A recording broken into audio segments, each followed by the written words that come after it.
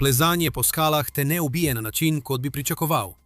Ne vzame nepremišljenih. Ne vzame moških, ki ubirajo bližnjice, preskočijo trening ali ne vedo, kaj počnejo. Vzame najboljše. Od legende, ki v 23 letih plezanja ni padla niti enkrat, do zadnje zgodbe o plezalcu, ki je umrl na najbolj nepričakovan in grozljiv način. 5 moških. Več skupnih izkušenj na navpični skali, kot jih večina držav ustvari v eni generaciji. Vsak izmed njih je umrl pri nečem, kar je prej naredil že 10 000-krat. A skupaj so postali 5 najhujših smrtnih žrtev pri plezanju v zgodovini. V naslednjih 2 urah boste videli, kako se točno to zgodi. Kar usedite se. 5. julij 2009, Dyke Wall, Kalifornija. Sam se vzpenja po soncu, ogretem granitu. Brez vrvi, brez pasu, samo plezalni čevlji, roke s krednim prahom in 30 let izkušenj, da natančno ve, kaj njegovo telo zmore. Smer pred njim je le ogrevalna smer, le 24 metrov dolga. Takšen vzpon od njega skoraj ničesar ne zahteva. Njegova leva roka seže po oprimku, po katerem je segel že 100-krat prej. To se je zgodilo v zadnjih minutah Johna Baharja. Dobrodošli na skrajni Rom. Ko je bil John Bahar star komaj 17 let, se je odločil, da bo postal najboljši plezalec na svetu. Verjetno bi ga imenovali norega. Opustil je šolo in leta 1975 prispel v dolino Yosemite z rdečim Volkswagenovim kombijem, plezalnimi čevlji, altsaksofonom in telesom, ki je bilo kot ustvarjeno za navpično skalo. Plezanje je bilo vse, za kar je živel. Za nič drugega se ni zanimal. V zgodnjih najstniških letih je odkril območje s peščenjakom za balvansko plezanje v dolini San Fernando, imenovano Stony Point. In to je bil konec vsega drugega. Nek lokalni plezalec se je spomnil, da je videl najstnika Johna plezati in je povedal naslednje. Ko sem začel plezati, je Bahar že bil tukaj. Bil je še v srednji šoli, že takrat je bil boljši od vseh drugih. Bil je počasen, natančen, popoln. V Yosemite se je pridružil sproščeni skupini mladih, nadarjenih plezalcev, ki so si to dolino naredili za dom in plezanje za svojo obsedenost. Imenovali so se Stone Masters in so živeli v kombijih in šotorih na taborišču, imenovanem Camp 4. Včasih tudi po več mesecev skupaj. Vsak dan so plezali. Premikali so meje mogočega v tem športu in so se tega zavedali. Da bi razumeli, kaj je ubilo Johna Baharja, morate najprej razumeti svet, okoli katerega je zgradil svoje celotno življenje. Večino 50. in 60. let je bil cilj na veliki steni preprosto priti na vrh, na kakršenkoli način. Plezalci so uporabljali kovinske kline, ki so jih zabijali v razpoke, da so lahko stali na njih. Uporabljali so zanke iz vrvi, da so se vlekli navzgor. Skala je bila problem, ki so ga reševali z opremo. Nihče se ni posebej ukvarjal s tem, kako je to videti. Stone Masters so spremenili. Njihova filozofija je bila hkrati preprosta in radikalna. Uporabljaj samo roke in noge na skali, brez pripomočkov, brez vlečenja po opremi. Če nisi mogel splezati s svojo lastno močjo, še nisi bil pripravljen na to. Temu so rekli prosto plezanje in dosegli so višine, ki jih prej ni dosegel nihče. Leta 1975 so John in skupina drugih članov Stone Masters opravili prvi prosti vzpon na smer z imenom Astroman na vzhodni steni Washingtona. Steber, znamenito zahtevna stena, polna raztežajev, po katerih so se najboljši plezalci do takrat lahko vzpenjali le s tehnično pomočjo. Preplezali so jo povsem svojo lastno močjo. To je postal eden najbolj slavnih vzponov v zgodovini ameriškega plezanja in postavil nov standard za to, česa je človeško telo sposobno na navpični skali. Toda tudi znotraj te skupine je John izstopal. Medtem ko so se ostali osredotočali le na plezanje, je on tudi treniral. Bil je obseden s tem, na način, kot če nihče v plezanju pred njim. Požiral je knjige o prehrani in človeškem telesu, o tem, kako delujejo mišice, kako razviti moč prijema, kako se hitreje regenerirati, vse to. Preučeval je borilne umetnike, kot je Bruce Lee, zelo resno je jemal razvoj moči. Njegov tabor v Camp 4 se je napolnil z utežmi, visečimi lestvami in drogovi za zgibe. Drugi plezalci so prihajali samo zato, da bi ga opazovali pri vadbi, tako kot bi se ustavil in gledal nekaj, česar še nikoli nisi videl in česar ne znaš povsem razložiti. Da bi plezal hitreje, je izumil vadbeno napravo, ki je postala znana kot Baharjeva lestev. To je previsna vrvna lestev, dolga približno 5 metrov, z lesenimi prečkami, po kateri lahko plezaš samo z rokami, brez uporabe nog. Zveni preprosto, pa ni. Danes neka različica tega koncepta obstaja v skoraj vsaki plezalni telovadnici na svetu. John je original zgradil med drevesi v Camp 4 v 70. letih. Na vrhuncu svoje moči je izvedel en zgib na eni roki, medtem ko je v prosti roki držal 5 vejic 7 kg utež in 2 zgiba z obema rokama z več kot 45 kg pripetimi okoli pasu kot del rednega treninga. John je vse to počel, ker je želel biti na vsaki smeri tako dober, da padec sploh ni bil možnost. Neverjetno ali redko, ampak preprosto nemogoče. A obstajal je še en razlog, zakaj je Bahar bil obseden s popolnostjo. Da, Stone Masters so bili prosti plezalci, ki so uporabljali le roke in noge na skali, z vrvjo pripeto v opremo med vzponom, da jih ujame, če padejo. To je bilo že takrat smatrano za drzno in napredno za tisti čas. John je šel še dlje od tega. Popolnoma je odstranil vrv. Ta način plezanja brez vrvi, brez pasu in brez kakršnekoli zaščite se imenuje prosto solo plezanje. John tega ni izumil, vendar je bil prvi, ki je to počel dosledno in metodično, na težavnostnih stopnjah, zaradi katerih je preostali plezalni svet obmolknil. Leta 1976, pri 19, se je odločil preplezati 120 metrov visoko granitno steno, imenovano New Dimensions. Ta smer je bila ocenjena s 511A, kar je bila takrat najtežja ocena. In John se je odločil, da jo prepleza brez vrvi. Uspelo mu je. Za mnoge plezalce je bil to verjetno vrhunec njihove kariere. Za John je bil to preprosto začetek. Leta 1979 se je lotil 3 raztežajne granitne smeri v Yosemitih, imenovane Nabisco Wall. Moral je preplezati skoraj 300 metrov navpične stene brez vrvi skozi odseke, ki so jih elitni plezalci komaj premagali tudi s popolno opremo. In to je naredil brezhibno. NATO si je zadal cilj preplezati smer, imenovano Moratorij. To je bilo 150 metrov navpične granitne stene v Yosemitih.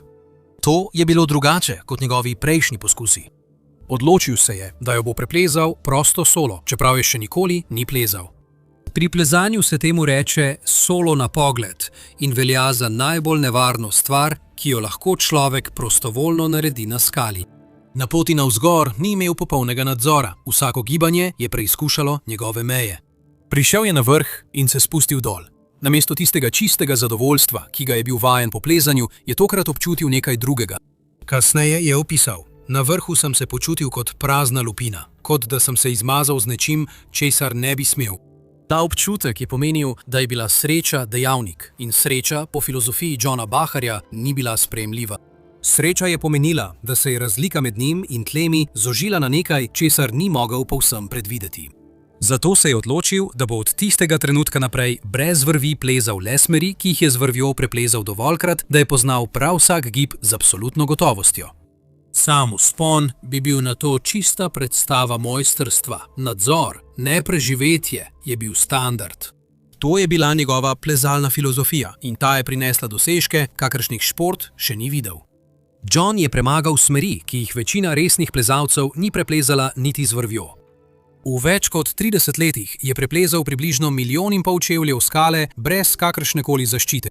To je enako, kot če bi se povzpel od morske gladine do vrha Mount Everesta več kot 50krat, ne da bi se enkrat pripel na karkoli. John tega ni počel zato, da bi se postavljal ali iz arogance. Zanj plezanje brez vrvi ni bilo ekstremno, bilo je preprosto pošteno. To so bili ljudje, ki so se gibali po svetu in prevzemali popolno odgovornost za vsako odločitev, kot je narava namenila. Po njegovih besedah, vsi smo brez varovanja. Ko greš v trgovino, si brez varovanja. Gre samo za težavnost poti. In John je želel, da bi svet to razumel. Leta 1981 je objavil oglas za plezalce v Yosemitih in obljubil $10,000 nagrade vsakomur, ki ga lahko en cel dan sledi brez vrvi. Samo drži njegov tempo na katerikoli skali, ki jo izbere, in odidi z $10,000. Nihče ni sprejel ponudbe. Najboljši plezalci na svetu, moški in ženske, ki so vsak dan trenirali z njim in so natančno vedeli, česa je sposoben, so pogledali njegovo ponudbo in ostali tiho. Ta tišina je povedala vse. John Baker je postal nekaj, česar šport še nikoli ni videl in za kar ni imel prave besede. Sredi 80-ih let je John postal svetovno znan na način kot še noben plezalec pred njim. Samostojno je plezal smrtonosne smeri, užival v televizijskih oglasih, tekmoval je na tekmovanjih v preživetju in zmagal. Revija Rolling Stone je objavila članek o njem v času, ko se plezanje še nikoli ni pojavilo na njihovih naslovnicah. Postal je javni obraz športa, za katerega večina Američanov še nikoli ni slišala, in pred kamerami počel stvari, za katere večina Američanov ni mogla verjeti, da so resnične. Svet ga je oboževal. Nobena smer ali gora ga ni mogla ustaviti. Niti en sam plezalec na svetu ne bi niti poskusil. Avtocesta v Nevadi je bila tik pred tem, da stori nekaj, česar 30 let plezanja po skalah ni moglo. 13. avgusta 2006 je John Baker sedel v avtu in se vračal domov s sejma v Salt Lake Cityju. Takrat je bil John star 49 let. Še vedno je plezal, a bil je še veliko več kot to. Imel je uspešno podjetje, mladega sina po imenu Tyrus in življenje, ki je preraslo rdeči Volkswagenov kombi, s katerim je prišel pred 30 leti. Na sedežu poleg njega je sedel Steve Carafa, njegov poslovni partner in dragi prijatelj. V avtu je bila tudi njegova punca, Anastazija. To bi morala biti dolgočasna vožnja domov, a nekje blizu meje z Nevado je njihovo vozilo zapeljalo s ceste. Nihče nikoli ni povsem pojasnil, zakaj. Ni bilo prepovedanih substanc ali drugih vozil, le ravna puščavska avtocesta. In potem, brez kakršnegakoli opozorila, je njihov avto zapeljal z nje. Steve je umrl ob trku, Anastasija je preživela z manjšimi poškodbami. John je bil še živ, ko so reševalci prišli do njega. Z helikopterjem so ga prepeljali v Utah na nujno medicinsko oskrbo. In to, kar so zdravniki odkrili, je bil smrtni udarec za njegovo kariero. Zlomil si je 5 vretenc v vratu. Vratna hrbtenica je del vaše hrbtenice, ki poteka skozi vaš vrat. To je 7 vretenc, ki so zložena ena na drugo, od dna vaše lobanje do ramen. Skozi sredino vseh teh 7 kosti poteka vaša hrbtenjača. Vsak signal za premik prsta ali prijem oprimka poteka skozi ta ozek kanal v vašem vratu. Bakar je zlomil 5 od teh 7 vretenc. Najresnejši od teh zlomov je bil na samem vrhu vratne hrbtenice, tik na dnu lobanje. Zdravniki so povedali Johnu, da bi bil ob najmanjšem premiku v katerokoli drugo smer ohromljen od vratu navzdol. Ali pa bi umrl, še preden bi prispeli reševalci. Njegovo hrbtenico so morali kirurško spojiti in učvrstiti s palicami in vijaki, da so držali dele, ki jih je nesreča zlomila. Toda ni imel zdravstvenega zavarovanja in njegovi računi so bili vrtoglavi. Glas se je razširil in plezalska skupnost je zbrala sredstva za človeka, ki je ta šport popeljal na nove višave. Njegovi računi so bili plačani. Operacija je bila uspešna. Kljub celotni preizkušnji je John spet hodil po svojih nogah. To je bil medicinski čudež, toda John nikoli več ne bo tak kot prej. Ko so kirurgi ponovno spojili njegova vratna vretenca, so stabilizirali kosti, vendar niso mogli narediti ničesar glede poškodovanih živcev. Kosti se sčasoma zacelijo. Živci ne delujejo tako. Včasih se nikoli popolnoma ne zacelijo. To stanje imenujemo preostala poškodba živcev. Gre za trajno motnjo v signalih, ki potujejo iz možganov skozi vratno hrbtenico v roke in dlani. Poseben problem pri tem stanju je, da ni stalno. Lahko je popolnoma nezaznavno več dni ali celo tednov zapored. In potem, brez kakršnegakoli opozorila ali sprožilca, ki bi ga lahko prepoznali, signal odpove. Ukaz zapusti možgane, potuje navzdol skozi zraščene vretence in nekje na tej poškodovani poti se izgubi. Mišica na drugi strani čaka na ukaz, ki nikoli v celoti ne prispe. V Johnovem primeru se je ta poškodba ustalila v eni roki. Nekatere dni se je zbudil in je bilo vse v redu. Druge dni je segel po nečem tako preprostem, kot je skodelica kave, in njegova roka ga je izdala. Ne dramatično, kot bi šlo za silovit krč ali popolno izgubo funkcije, samo manj. Prijem, ki bi moral biti za 10, se je zdel kot šestica. Prsti so se zaprli pol sekunde počasneje, kot jim je njegov možgan ukazal. Za večino ljudi je to nevšečnost. Za človeka, ki pleza brez varovanja, šestica, ko potrebuješ 10, ni nevšečnost. To je smrtna obsodba.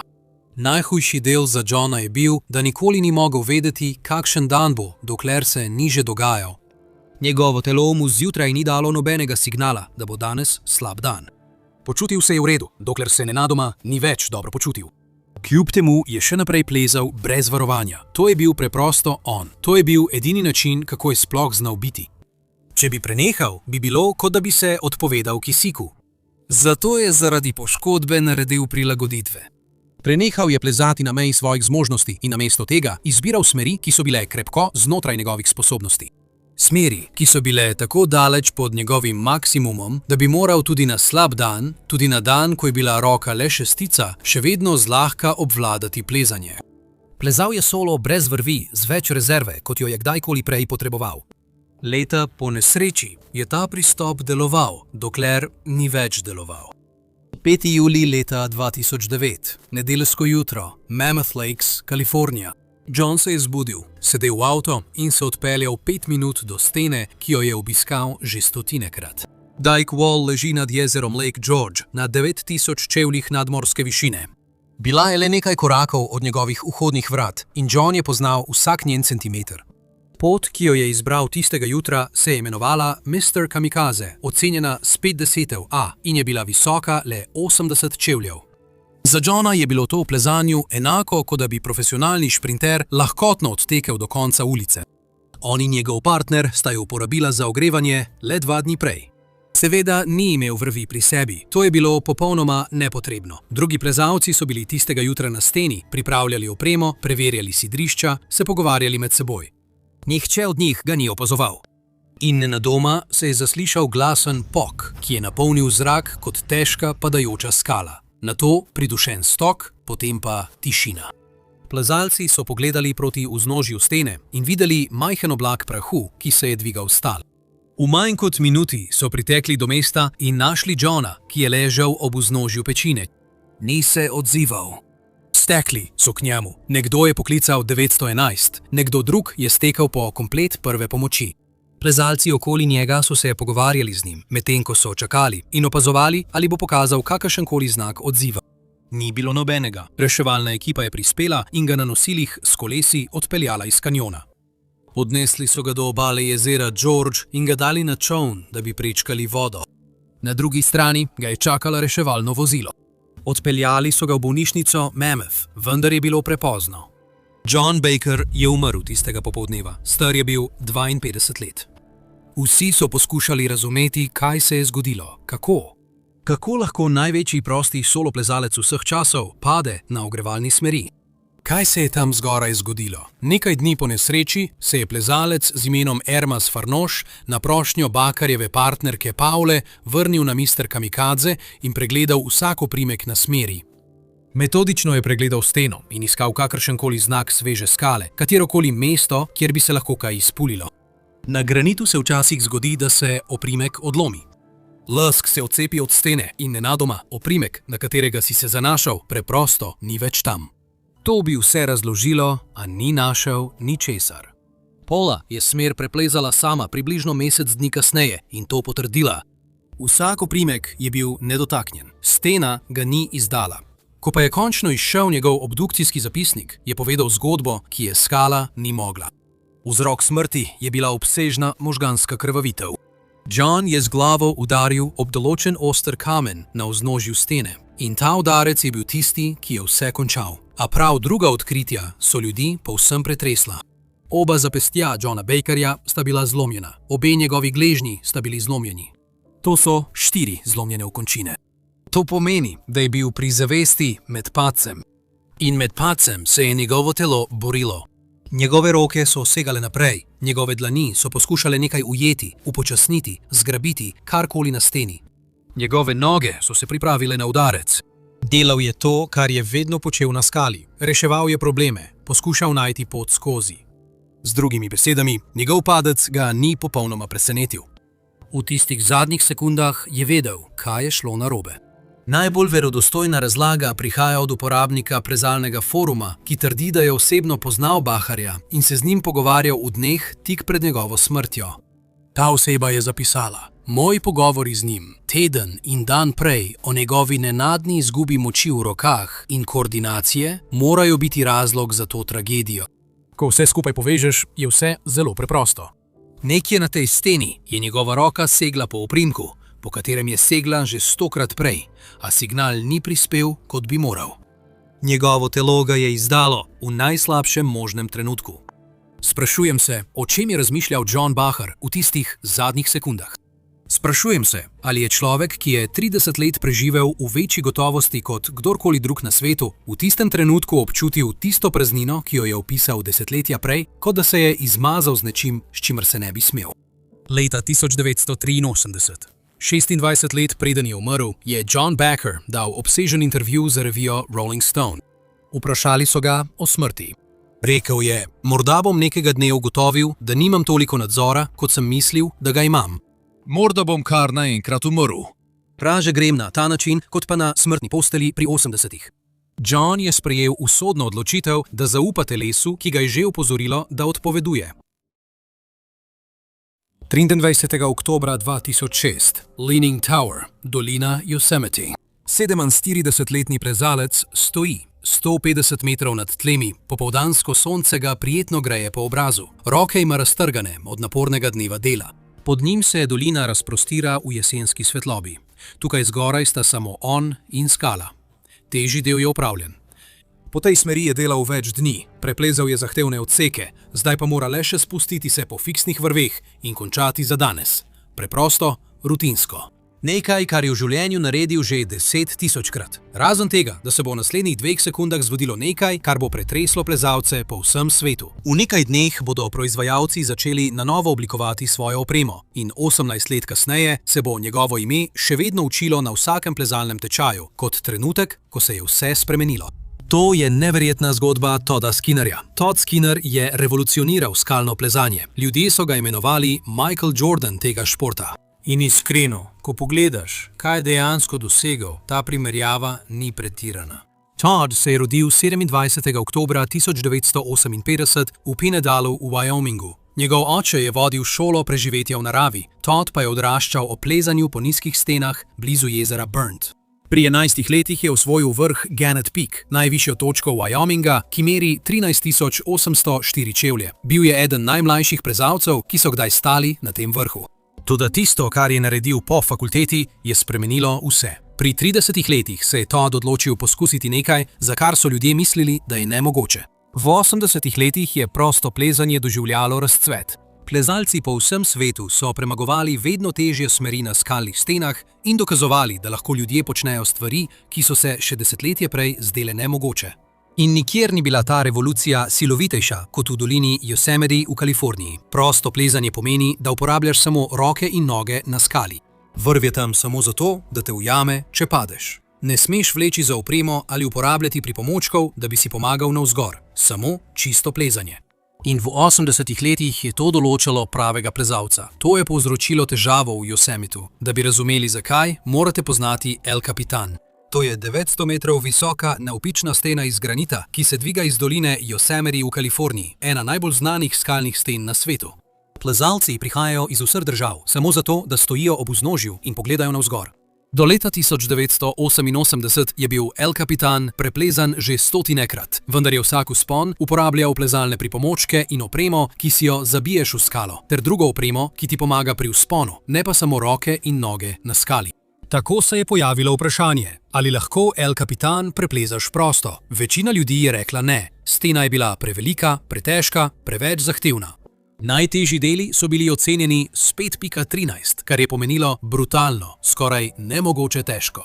In to stopnjo težavnosti bi moral ohranjati na tisoče čevljev višine. Veliko plezalcev se je strinjalo, da je to nemogoče.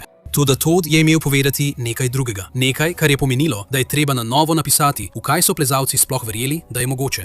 Leta 1988 sta Todd in njegova plezalska partnerka Paula Piana začela delati na prostem plezanju Sol of Walla, ki je bila ena najbolj znanih smeri na El Capitanu. 3 leta sta se pripravljala, 3 leta sta hodila gor in dol po istih odsekih, znova in znova vadila gibe ter si zapomnila, kam postaviti roke in noge. Na tej steni sta preživela skoraj 40 dni, najtežje dele sta plezala, večkrat, dokler nista obvladala vsakega zaporedja. In nato sta naredila zadnji 9-dnevni napor, da sta jo preplezala od vrha do dna.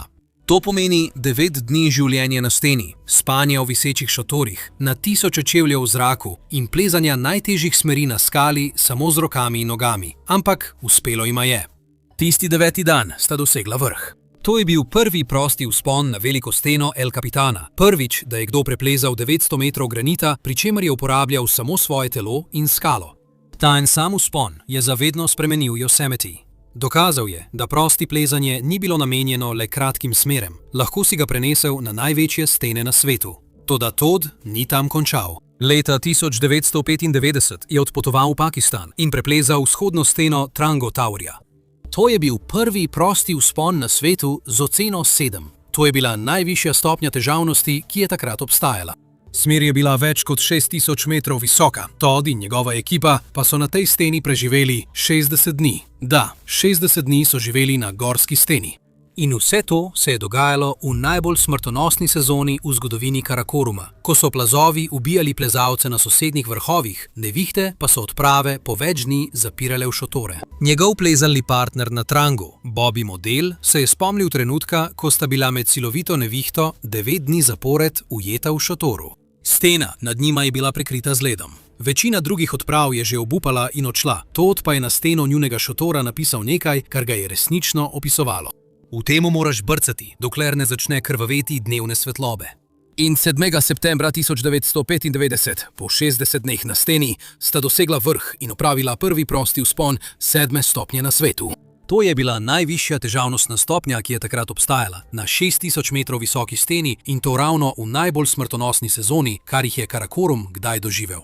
V svoji karieri je Todd opravil več kot 300 prvenstvenih vzponov v 26 državah. To je bil človek, ki je živel in dihal za plezanje na najvišji ravni. To pomeni, da je tveganja razumel bolje kot skoraj kdorkoli na svetu. Toda vse te izkušnje, vse to znanje ga bo kmalu na najhujši možni način izdalo. 23. oktobra 2006, ponedeljkovo popoldne, sonce prijetno greje nad dolino Yosemite. Todd stoji na Leaning Towerju 500 čevljev visoko v zraku in se smeji. Roke ima raztrgane od zabadane v razpoke, prsti so mu poviti s trakom, je izčrpan. Toda, ko stoji tam visoko na tej steni, je tudi zadovoljen. Težji del je za njim. Več dni je delal na smeri, zdaj pa je končno prišel na vrh. Samo še spustiti se mora po vrvi in zaključiti dan. Pripne se na fiksno vrv za spust. Uponka z matico se s klikom zapre. Vse je pravilno pripravljeno, točno tako, kot je to naredil že 10 000krat prej. Kar Todd ne ve, je, da nosi tiktakajočo bombo in v naslednjih 2 minutah bo eksplodirala. Da bi razumeli zakaj, vas moram popeljati nekaj dni nazaj in razložiti, kaj se je dogajalo z enim kosom opreme, ki ga je Todd uporabljal vsak dan. Je 19. oktober 2006. Todd in njegov plezalni partner Jim Hewitt sta ob vznožju Leaning Tower v Yosemitih, pripravljata svojo opremo in se pripravljata na še en dan plezanja. Jim je star 34 let in prihaja iz Kalifornije. Že več dni delata na smeri, imenovani Jesus Built My Hot Rod. Nahaja se na previsni zahodni steni Leaning Tower. Todd pa poskuša opraviti prvi prosti vzpon. Za nekoga kot je Todd, to ni Everest. To ni enkratna odprava v življenju. Je bolj kot vaja, trening, projekt, na katerem delaš med velikimi vzponi. Dneve preživljaš, ko se vzpenjaš in spuščaš po istem odseku, ugotavljaš najtežje gibe, vlečeš opremo in spiš na steni v visečem šotoru. To je težko in tehnično delo, seveda, ampak je tudi nekaj, kar je Todd že 100-krat počel v svoji karieri. In ko tistega jutra preverjata opremo, Jim nekaj opazi. Toddova varovalna zanka je obrabljena. Ne samo malo, ampak močno obrabljena. Jim vidi, kako se trak razpira, kot da se nitke trgajo iz blaga.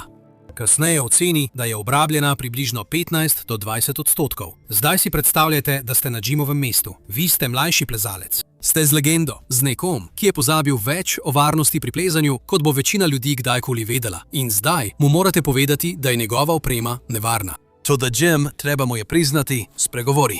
Zelo sem mu poudaril, da to ni dobro, je kasneje povedal Jim. Todd je pogledal zanko. Vedel je, da je obrabljena.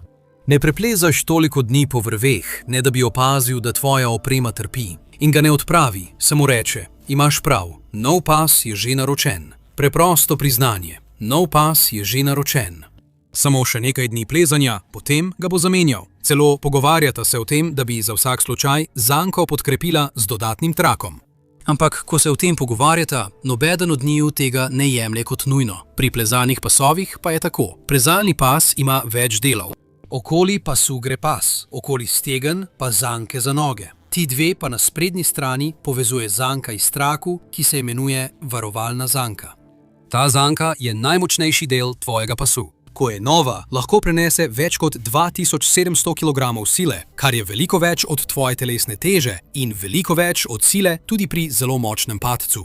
Naređena je tako, da je skoraj neuničljiva, zato bi morala zdržati tudi, če je obrabljena za 15 ali 20%. Še vedno bi morala prenesti veliko več kot teža človeka. In Todd je to oprtnico uporabljal že več dni, se z njo vzpenjal in spuščal, vse brez težav. Zato spremeta nevarno odločitev, ki pa se zdi povsem razumna. Nadaljevala bosta s plezanjem. Nova oprtnica bo kmalu prispela. Še nekaj dni ne bo škodilo. O tem nisva več govorila, je kasneje povedal Jim. A s Toddovo varovano zanko se je v resnici dogajalo nekaj, česar nobeden od njiju ni povsem razumel. Da bi se vsak dan povzpel nazaj po vrveh, je Todd uporabljal mehanske naprave, imenovane vzpenjalniki. Te se pritrdijo na vrv in drsijo navzgor, ne pa navzgor, kar ti omogoča, da se vzpenjaš po vrvi, ne da bi se moral z rokami vleči navzgor. In Todd je oba svoja vzpenjalnika pritrdil na svoj pas, tako da je trak neposredno zavezal skozi varovalno zanko. Temu se reče zanka skozi zanko. Vzemeš kos traku, ga zankeš skozi samega sebe in se tesno zategne. In ko nekaj na ta način pritrdiš na svojo varovalno zanko, se zanka ne more več vrteti. Ostane zaklenjena v enem položaju. Torej, to se je dogajalo. Todd pleza po več 100 metrih vrvi več dni. Vzpenjalniki so pritrjeni na njegovo varovalno zanko. In vsakič, ko se premakne navzgor, se ti priključki drgnejo ob točno isto mesto na tej zanki. Znova in znova. Kot da bi vrv žagala skozi drugo vrv 1000krat, dan za dnem. Še huje, mesto, kjer je prihajalo do te obrabe, je bilo verjetno skrito pod njegovimi nožnimi zankami. Del plezalega pasu, ki ga med nošenjem težko vidiš. Moral bi ga popolnoma sneti in ga res dobro pregledati, da bi opazil, kako slabo je postajalo. In ob dnevih plezalnega dela je nenehno drgnenje prerezovalo pasni trak, vlakno za vlaknom, nit za nitjo. V naslednjih 4 dneh sta Todd in Jim nadaljevala z delom na smeri. 20. oktober, 21. oktober, 22. oktober, plezanje, spuščanje, vlečenje opreme. In z vsakim nadaljnim metrom plezanja je Toddu, skrito pred njegovimi očmi, razpadalo še več vlaken, kar nas pripelje nazaj na 23. oktober 2006. Todd je končal, Jim je nekje nad njim na smeri, zaključuje ta dan. Jutri se bosta vrnila in nadaljevala proti prvemu prostemu vzponu. Todd si pripravi spust, to je zdaj že čisti mišični spomin. Pripne napravo na vrv, napelje jo skozi, zaklene v ponko, klik. Vse točno tako, kot je naredil že 10 000krat prej. Todd se nasloni nazaj, njegova teža se prenese z nog na plezalni pas in zanka preprosto poči. Še trenutek prej je varno na spustu. Naslednji trenutek pada skozi 500 čevljev odprtega zraka. Lahko si samo predstavljam, kaj je Toddu švignilo skozi misli v tisti pol sekundi, nenadno spoznanje, da je nekaj strašno narobe. Trenutek razumevanja in na to ničesar več, kar bi lahko storil. Todd je padel 500 čevljev skale ob vznožju Leaning Towerja. Udar je bil takojšen in usoden. Ko je reševalna ekipa prispela kasneje tistega popoldneva, so našli Toddovo telo, ki je ležalo na grušču. Dokazi o tem, kaj se je zgodilo, pa so bili še vedno tam. Njegova naprava za spuščanje po vrvi je bila še vedno pravilno pritrjena na vrv. Zaklepna oponka je bil še vedno zaklenjen. Vrv je bila v redu, sidrišče zgoraj je bilo trdno. Vsak posamezen del sistema je deloval popolno. Vse razen varovalne zanke. Naslednji dan so čuvaji pobrali, kar je ostalo od nje, v rastlinju ob vznožju stene.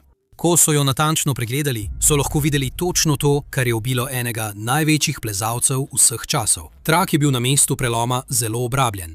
Vlakna so bila prerezana zaradi tednov trenja. Takšna poškodba nastaja počasi, nevidno, vse dokler trak naenkrat ne zdrži več. Takšna poškodba, ki se še poslabša po 4 dneh plezanja, potem ko ti nekdo pokaže nanjo in reče, to ni dobro.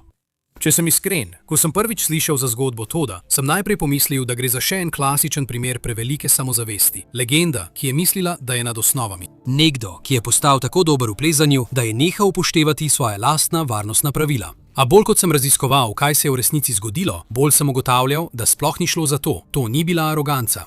To ni bil Todd, ki bi si mislil, preveč sem izkušen, da bi to bilo pomembno. Pravzaprav je bilo skoraj nasprotno. Ko je Jim 19. oktobra opozoril na obrabljeno zanko, ga Todd ni zavrnil, ni se branil, ni rekel, vem, kaj delam, ali ne skrbi za to. Rekel je, imaš prav, nov pas je že naročen, priznal je težavo, nadomestni pas je že naročil, vedel je, da je treba to popraviti. Celo pogovarjala sta se o dodatnem zavarovanju z dodatnim trakom. To niso dejanja nekoga, ki misli, da je nepremagljiv. Namesto tega se je zgodilo nekaj veliko bolj subtilnega in iskreno veliko bolj človeškega. Pogledala sta tisto obrabljeno zanko in naredila izračun. Pas je brez težav zdržal že več dni. Novi bo kmalu prispel. Šlo je le še za nekaj vzponov. Zanka je bila kot nova, dovolj močna, da je zdržala 6000 funtov. Tudi če je bila obrabljena za 15 ali 20%, bi morala še vedno zdržati veliko več kot Toddovo telesno težo. Matematika se je zdela pravilna, logika je bila smiselna. In, kar je najpomembneje, zdelo se je obvladljivo, netvegano, nenevarno, le rahla zamuda pri zamenjavi nečesa, kar bo tako ali tako kmalu zamenjano. In to je bistvo strokovnosti. Ne naredite brezglavega. Daje ti samozavest v tvojo sposobnost obvladovanja tveganja. To si naredil že 10 000-krat. Poznaš svojo opremo, poznaš svoje meje. Veš, kaj je v resnici nevarno in kaj je le videti nevarno manj izkušenim ljudem. Včasih pa te prav to zaupanje v svojo presojo zaslepi za trenutek, ko je manevrski prostor za napako tiho izginila. Novica o Toddovi smrti je močno pretresla plezalski svet. Ken Yeager, predsednik plezalskega društva Yosemite, je povzel, kaj se je dogajalo povsod. Ljudje so začeli razmišljati o svojih starih plezalnih pasovih. Vem, da si bom šel kupiti novega. Paul Piana, Toddov plezalni partner zadnjih 30 let, je napisal: Moj največji prijatelj, moj brat po izbiri. To naredi Toddovo izgubo še bolj tragično, saj bi se tej nesreči lahko izognili. 28. oktobra, na dan, ko bi Todd praznoval svoj 48. rojstni dan, se je več kot 500 prijateljev in družinskih članov zbralo v Sinks Canyon centru blizu Landerja v Wyomingu, zunaj pod luno. Predstavitev slik, kres, sveče na dveh velikanskih rojstnodnevnih tortah. Vsi so zapeli vse najboljše moškemu, ki ga ni bilo tam. A Toddova smrt je prinesla nekaj konkretnega. Podjetje Black Diamond Equipment, eden največjih proizvajalcev plezalne opreme na svetu, je prav zaradi tega, kar se je zgodilo, ustvarilo poseben program testiranja. Sistematično so testirali poškodovane varovalne zanke. Tudi če je bilo 50% traku prerezanega, so zanke še vedno zdržale več kot 1700 kg sile. Ko je bilo prerezanih 75% traku, so zanke še vedno zdržale skoraj 1400 kg. Tudi pri 90% prerezanega traku je zanka zdržala 353 kg, kar pomeni, da bi morala biti Toddova zanka izjemno obrabljena, veliko bolj, kot so pokazali njihovi testi, da bi popustila že pod njegovo telesno težo. Iz tega dela je nastalo danes najbolj ponavljano varnostno pravilo v plezanju. Če dvomiš, jo umakni iz uporabe. To je Toddova zapuščina, zapisana kar v opremo samo. Industrija je uvedla tudi konkretne roke za zamenjavo opreme. Pred Toddovo smrtjo so plezalci opremo zamenjali šele, ko je bila videti obrabljena. Po Toddovi smrti so dejanska pravila postala: največ 7 let za rekreativne plezalce, 1 leto za profesionalce ob intenzivni uporabi, 10 let je absolutna zgornja meja, ne glede na to, kako malo ste opremo uporabljali. Black Diamond je izdal posebno opozorilo glede vzroka Toddove smrti. Opozarjali so, naj na varovalno zanko ne pritrdite ničesar trajno, ker to preprečuje vrtenje in povzroča koncentrirano obrabo, ki je ne morete videti. V najslabšem primeru, so zapisali, bi to lahko privedlo do nesreče, podobne tisti, ki se je tragično zgodila Toddu Skinnerju. Njegovo ime je zdaj trajno povezano s tem opozorilom, o katerem še vedno učijo na plezalnih tečajih, še vedno omenjajo v pregledih opreme in še vedno rešuje življenja 18 let kasneje. Smrt Todda Skinnerja je zavedno spremenila prosto plezanje, ker je uničila nevaren mit. Mit, da izkušnje pomenijo imuniteto in da legende ne umirajo zaradi osnovnih okvar opreme. Mit, da je še en vzpon z obrabljeno opremo v redu, če veš, kaj delaš. Michael Jordan s skalnega plezanja je umrl, medtem ko je počel nekaj, kar je naredil že 10 000-krat. Ne zato, ker ne bi vedel bolje, ampak ker včasih to, da veš bolje, ni dovolj, ko si utrujen, ko si osredotočen na vzpon in ko ti je že prej uspelo brez posledic. 27. november 2019. El Potrero Chico, Mehika. Brad Gobright stoji na vrhu 450 metrov globokega kanjona, medtem ko sonce hitro zahaja. Roke ima raztrgane od celodnevnega napornega plezanja. To steno pleza že ure, izčrpan je in mu zmanjkuje vode. Do sončnega zahoda je manj kot 1 ura. Najtežji del je mimo. Zdaj se mora le še spustiti. Ta sestop je opravil že stotinekrat. Pozna vsak varnostni korak. Ne okleva. To se je zgodilo v zadnjih minutah življenja Brada Gobrighta. Brad Gobright ni živel tako, kot živi večina ljudi. Njegovo življenje je bilo izjemno mobilno. In to ne mislim metaforično. Njegov dom je bil dobesedno Honda Civic. Vse, kar je imel, je spravil v ta avto. Spalna vreča, kemp kuhalnik, vrečka za magnezij, plezalni čevlji. Vozil se je od plezališča do plezališča po ameriškem zahodu, živel skoraj izključno zunaj in plezal skoraj vsak dan. Zakaj je živel tako? Ker je bilo za Brada plezanje edina stvar, ki jo je želel početi vsak dan. Brad se je rodil 16. junija 1988, globoko v predmestju Kalifornije, kar je za kalifornijsko otroštvo skoraj najdlje od plezanja na skalah. Njegovi starši so bili pohodniki, ne plezalci, vendar ga je plezanje preprosto privlačilo. Ko je bil star 5 let in se je vpisal na nogomet, je plezal po vratnicah, namesto da bi lovil žogo. Pri 8 letih je skupaj z očetom osvojil Mount Whitney. Njegova mama je kasneje povedala, da se je s tiste gore vrnil kot spremenjen otrok. Od takrat naprej ni šlo več za to, da bi bil v šoli, je rekla. Šlo je za to, da je bil na skali, da se je vzpenjal in se preizkušal ob nečem, čemur je bilo vseeno za njegove izgovore. In rezultati te odločitve so bili izjemni. V svoji karieri je Brad dosegel stvari, o katerih si večina plezalcev ne more niti predstavljati. Opravil je več kot 100 vzponov na El Capitan, eno najbolj znanih skalnih sten na svetu. Večina plezalcev, ki se lotijo tega, potrebuje 3 do 5 dni. Spijo v visečih šotorih, več tisoč čevljev nad tlemi, vlečejo opremo in uporabljajo pripomočke, da si pomagajo pri najtežjih delih. Brad ni plezal na tak način. Njegova filozofija je bila preprosta. Uporabljaj samo roke in noge na skali. Vrv je tam samo zato, da te ujame, če padeš, ne pa, da se z njo vlečeš navzgor. To se imenuje prosto plezanje in to je večkrat počel na smereh, ki so tako zahtevne, da jih plezalni svet ocenjuje s 5.13, kar je raven, kjer se mučijo in pogosto odpovejo tudi vrhunski profesionalni plezalci. Toda pri nekaterih vzponih je Brad šel še dlje. Bil je tudi prosti soloist. To pomeni plezanje popolnoma brez vrvi, brez varovalnega sistema, brez rezerve.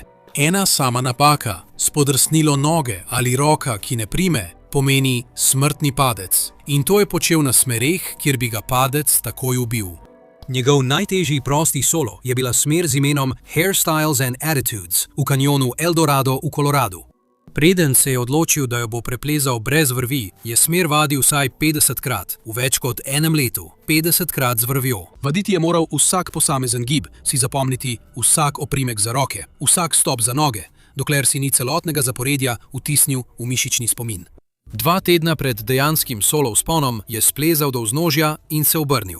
Strah ni izginil, zato se je vrnil nazaj dol. Ko mu je končno uspelo, je Cedar Wright, ki je snemal vzpon, rekel, da je bilo to najbolj strašno, kar je kdaj posnel.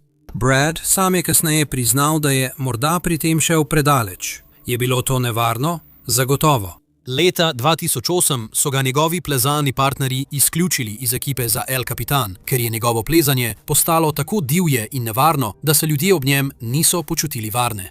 Tudi Alex Honnold, ki je bil prav tako precej znan po svojem drzno, nevarnem pristopu k plezanju, je imel o Brada v intervjuju leta 2015 povedati naslednje. Je res dober plezalec, samo ni najboljši plezalec. Mislim, da bo naslednje leto ali 2 odločilno obdobje zanj. Vsekakor ima ogromno potencijala, vendar me malo skrbi zanj. Ta skrb ni bila povsem neutemeljena. Toda to, kar se je zgodilo 2 leti kasneje, je dokazalo, da je Brad veliko več kot le potencijal. Oktobra 2017 sta se Brad in njegov partner Jim Reynolds odpravila podreti hitrostni rekord na nosni smeri El Capitana v dolini Yosemite. Ta vzpon običajno vzame tudi najbolj izkušenim plezalcem 3 do 5 dni.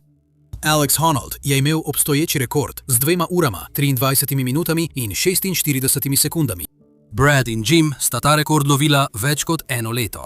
To je bil njun 11. poskus, samo tisto jesen. 11krat gor in dol po tisti steni, izpopolnjevala sta svojo tehniko, si zapomnila vsak gib, ugotavljala, kje lahko prihranita sekunde. In 21. oktobra jima je končno uspelo. 2 uri, 19 minut in 44 sekund. 4 minute hitreje kot Alex Honnold. Na zadnjem vzponu proti vrhu, zadnjih 6 metrov plezanja, nobeden od njiju ni bil pripet na nič. Preprosto sta tvegala. Brad je kasneje rekel, da je bilo to najbolj nevarno, kar je kdaj naredil, a je postavil svetovni rekord. Brad je enkrat rekel, da mu je bila pri plezanju najbolj všeč njegova preprostost. Samo on in skala, brez vrvi, brez opreme, brez zapletenosti. Čistost tega izziva, popolna zbranost, ki jo je zahteval, ga je vedno znova vabila nazaj. Zdaj, vedeti morate, da Brad ni bil po nepotrebnem nepremišljen. Bil je natančen, izkušen in iskren glede kompromisov, ki jih je sprejemal. Preprosto je verjel, da so njegove sposobnosti dovolj široke, da se prilegajo tem ožjim mejam. In leta je imel prav. Do leta 2019 je bil Brad Go-Bright, star 31 let in na vrhuncu svojih sposobnosti. Postavil je hitrostne rekorde na 4 različnih formacijah. Imel je prve vzpone, imel je proste solo vzpone, zaradi katerih so bili drugi plezalci nervozni že ko so slišali zanje. Skupnost ga ni le spoštovala. Opazovali so ga preučevali in poskušali plezati kot on. Tistega novembra je Brad odpotoval v El Potrero Chico v Mehiki s skupino 15 začetnikov in srednje izkušenih plezalcev iz Južne Kalifornije. Opravljal je nekaj neformalnega vodniškega dela s svojo dobro prijateljico Julianne Baxter. V torek, 26. novembra, sta Brad in Julie skupaj preplezala klasično smer z imenom Space Boys. Julie je kasneje povedala, da je bil Brad tisti dan zelo natančen. Ko sva plezala, je z menoj naredil vse po pravilih, je povedala. Zelo se je trudil, da bi me naučil varnih tehnik za večraztežajne smeri in se je zelo potrudil, da bi me obvaroval. Tisti torek zvečer je Brad objavil prošnjo na Instagramu. Julie je nameravala naslednji dan počivati, vendar je Brad želel plezati nekaj težjega, nekaj bolj zahtevnega, kot je plezal s skupino. Iskal je nekoga, ki bi se mu v sredo pridružil pri plezanju smeri El Sendero Luminoso. Plezalec po imenu Aiden Jacobson je videl objavo in ga kontaktiral. Kako je bil v sredo, 27. novembra 2019, Brad na vznožju El Tora v El Potrero, Chico, Mehika, kjer se je pripravljal na plezanje z Aidenom, 26-letnim plezalcem iz Phoenixa, ki ga je pravkar spoznal. In Aiden je bil sposoben, vendar ni bil niti blizu Bradove ravni izkušenj. Smer, ki sta jo tisti dan poskušala preplezati, je bila El Sendero Luminoso oziroma svetleča pot. Bila je to 450 metrov neprekinjenega plenca, sestavljena iz 15 raztežajev, najtežji del pa je bil ocenjen s 5,12D. Tako da to ni bil sproščen dan v naravi, niti za nekoga kot je Brad. In da bi razumeli, kaj se je zgodilo potem, morate vedeti nekaj o plezanju. Ko plezate po veliki steni, ste privezani na vrv. Vaš partner je spodaj in drži drugi konec vrvi ter jo spušča, ko plezate višje. Če vam spodrsne in padete, vas vrv ujame. Plezate tako visoko, kot vam dopušča vrv, kar je običajno približno 60 metrov. Nato se ustavite pri nizu kovinskih obročev, ki so pritrjeni v skalo in jih imenujemo sidrišče. Pripnete se na te obroče, vaš partner pripleza do vas. Nato to ponovite znova in znova, dokler ne dosežete vrha. Za Brada je to pomenilo, da je moral vtikati roke v razpoke in držati svojo telesno težo na majhnih apnenčastih oprijemih, dokler ga niso začele peči pod lakti. In ne pozabite, plezal je ure in ure skozi popoldansko vročino, brez pravega obroka od zajtrka. In vse to je moral početi z zbranostjo in koncentracijo, saj napaka pomeni padec. In čeprav je plezal z varovalno vrvjo, padec še vedno boli. Tako sta Brad in Aiden preživela svoj dan. Raztežaj za raztežajem. Uro za uro vztrajnega plezanja na težavnostni stopni, ki bi večino izkušenih plezalcev popolnoma ustavila. In Brad je vsak posamezen raztežaj preplezal uspešno že v prvem poskusu, brez padcev. Za tako dolgo in zahtevno smer je bil to izjemen dosežek. Pozno popoldne sta stala na vrhu, težji del je bil opravljen. Soteska se je ponoči razprostirala pod njima, prišla sta na vrh. Predstavljam si, da sta si tam vzela trenutek, zadihala, morda popila nekaj vode in pogledala navzdol v sotesko. Tisti trenutek, ko je tvoje telo izčrpano, tvoj pa praznuje po opravljenem težkem opravilu, je eden najboljših občutkov na svetu. Adrenalin je še vedno prisoten, a strah je izginil. Uspelo ti je, težko delo je za tabo. To je za Brada pomenilo prav to, zdaj so morali samo še priti dol. In takole plezalci običajno se stopijo z takšne stene. Vzameš svojo vrv in jo napelješ skozi iste kovinske obroče, ki si jih uporabil na poti navzgor. Zdaj, namesto plezanja, drsiš po vrvi navzdol z napravo na pasu, ki nadzoruje tvojo hitrost. Spustiš se do naslednjega kompleta obročev spodaj. Ko prideš tja, potegneš vrv dol od zgoraj, ta zdrsne skozi obroče in pade k tebi. Nato jo napelješ skozi naslednji komplet obročev in vse skupaj ponoviš. To se izvaja po enega naenkrat. Ta metoda je najvarnejša, vendar je počasna. V povprečju traja od 2 do 4 ure, da se plezalec na ta način popolnoma spusti. In to je bil problem. Sončni zahod je bil ob 17:45. In spuščanje v temi, ko si že izčrpan in komaj vidiš, kam greš po tako zapleteni poti, je precej nevarno. Brad je predlagal nekaj drugega, nekaj hitrejšega. Namesto da bi šel dol en po en, kaj če bi šla oba hkrati?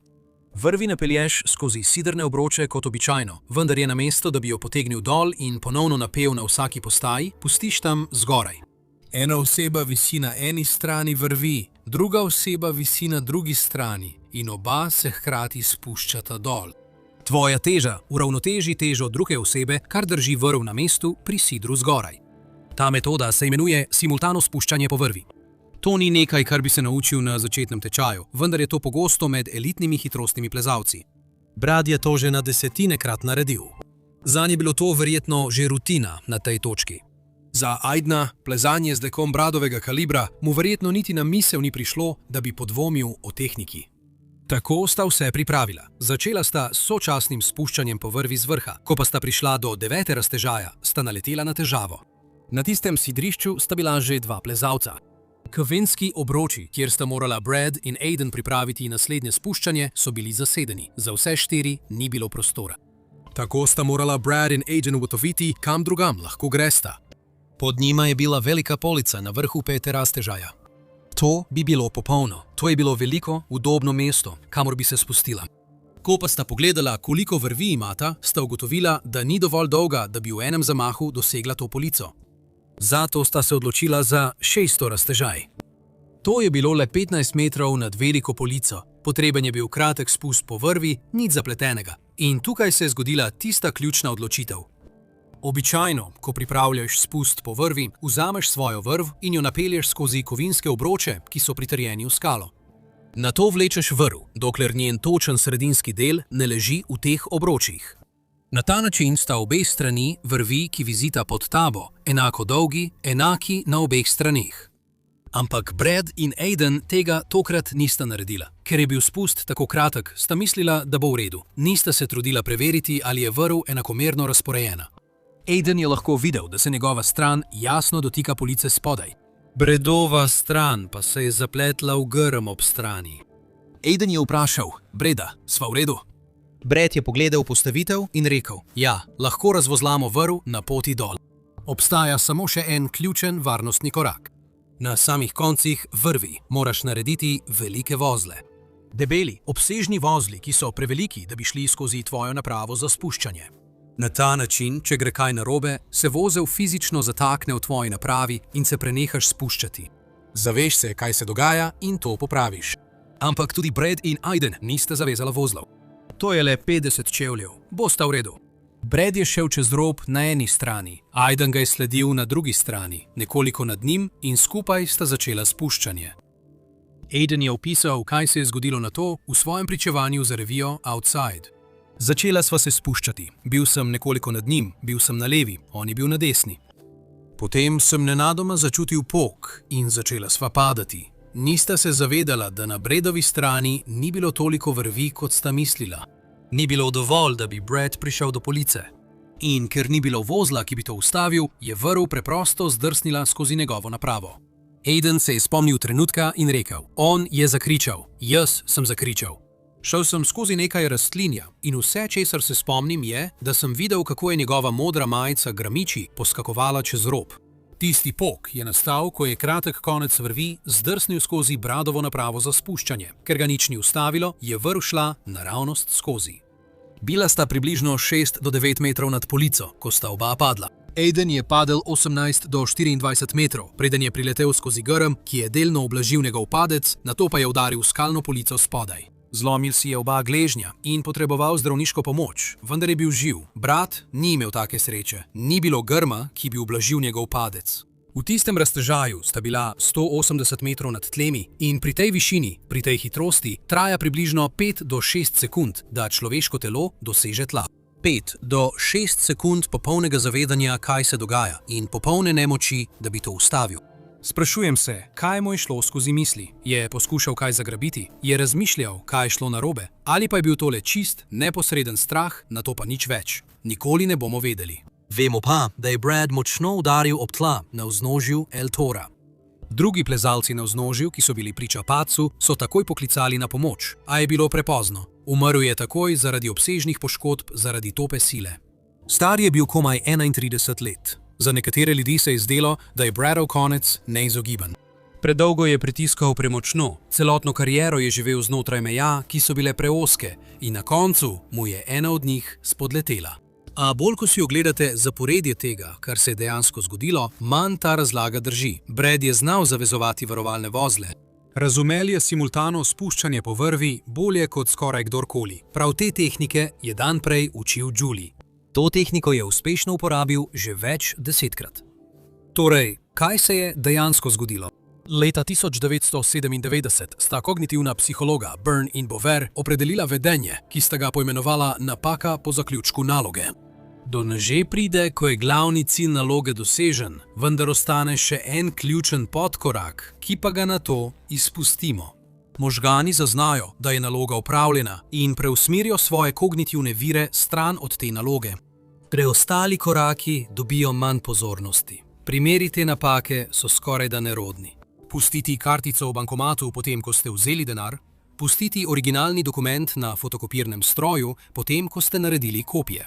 Cilj je bil denar kopija. Cilj je dosežen. Možgani gredo naprej. Drugotni korak, kot je pobrati kartico ali vzeti dokument, pade skozi luknjo. Na morski gladini so te napake zgolj nerodne, pri plezanju so usodne. V trenutku, ko sta Brad in Aiden dosegla vrh na El Sendero Luminoso, so se njuni možgani začeli preklapljati iz načina visoke pripravljenosti, ki jo je držal skozi 450 metrov tehničnega plezanja, v način končala sva.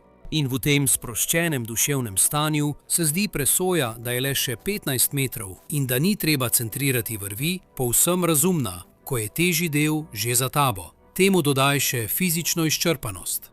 Po urah neprekinjenega zahtevnega plezanja se sposobnost možganov za preverjanje postopkovnih napak občutno zmanjša. To ni težava Brada Gilbrighta, to je človeška težava. In podatki to potrjujejo. Med 56 in 80% smrti na najvišjih gorah sveta se zgodi na poti domov, potem ko je vrh že osvojen. V komercialnem letalstvu se skoraj polovica vseh smrtnih nesreč zgodi med približevanjem in pristankom, v zadnji fazi leta, ko je najtežji del za posadko že mimo.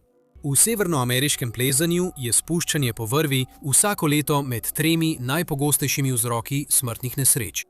Brad je naredil eno preprosto napako in plačal najvišjo ceno.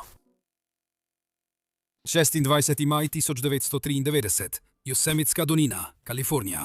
Derek Hersey je že 16 ur pleza po strmi steni El Capitana, ene najtežjih sten na svetu, ob samo eni pločevinki Pepsija. Uspelo mu je, ker je Derek Hersey vedno uspel. V več kot 2 desetletjih prostega solo plezanja, plezanja brez vrvi, ni nikoli padel, ne na Diamantu, ne v Črnem kanjonu. Ne na nobeni izmed tisočih smeri, ki jih je preplezal po Koloradu, Wyomingu in Kaliforniji. Plezalski svet ga je imenoval Doktor Smrt, ne zato, ker bi bil nepremišljen, ampak zato, ker mu ni moglo nič do živega. Tako da, ko je svojemu partnerju povedal, da gre na hitro solo turo po smeri, ki je bila precej pod njegovimi zmožnostmi, nihče ni bil zaskrbljen. A nikoli se ni vrnil. Kar me pri njegovi zgodbi moti, je to, da ni šlo le za eno napako. Preiskovalci niso našli ene same tragedije. Bila je veriga. Kaj se je zgodilo tistega dne, ostaja ena izmed najbolj nenavadnih skrivnosti Yosemita. To so grozljive zadnje minute Dereka Herseyja. V 80-ih letih so plezalci Dereka imenovali z vzdevkom Doktor Smrt. In iskreno, ko vidite, kaj je ta moški počel na skali, bi se verjetno strinjali. Leta 1989 je Derek prispel na vznožje Diamanta, skoraj 300 metrov visoke, skoraj navpične stene, ki je bila takrat ena najbolj strašljivih gorskih sten v Severni Ameriki. Za zajtrk je imel 3 fig Newton piškote in kepo snega. Nato se je brez vrvi povzpel po eni strani te gore, se stopil po drugi strani in se nato ponovno povzpel v neprekinjenem, brezvrvnem podvigu, pri čemer je premagal skoraj 900 metrov tehnične skale, vse to še pred poldnevom. 2 leti kasneje se je Derek vrnil v Črni kanjon v Narodnem parku Gunnison v Koloradu. To je soteska, ki je tako globoka in ozka, da ko stojiš na robu in pogledaš navzdol, reka na dnu izgleda kot tanka srebrna nit. Stene padajo skoraj 520 metrov naravnost navzdol, temnejše kot karkoli, kar si videl, prepredene s starodavno skalo, ki že milijone let ni videla sončne svetlobe. Večina plezalcev, ki se tega lotijo, to imenuje psihično utesnjujoča izkušnja in to počnejo z vrvmi, partnerji in po več dneh priprav. Derek je šel sam in v enem samem dnevu preplezal 3 ločene stene v tisti soteski, skupaj več kot 30 posameznih plezalnih raztežajev. To je tako, kot bi 3-krat preplezal Empire State Building od vrha do tal, vse skupaj v manj kot 4 urah. Torej, ime Doktor Smrt zagotovo ni bilo pretiravanje. Kako nekdo postane takšen? Zelo preprosto. Derek je odraščal v predmestju jugozahodnega Manchestra v delavski družini konec 50. let prejšnjega stoletja. Njegov oče ga je uvedel v pohodništvo, vendar je sam želel plezati po starodavnih pasovih, temne, grobe skale, ki so se dvigali iz angleškega podeželja. Težava je bila v tem, da 13-letnik ni imel denarja za plezalno opremo. Vrv, plezalni pas, varnostna oprema, nič od tega ni bilo poceni. Zato je naredil edino, kar mu je preostalo. Plezal je brez vsega tega.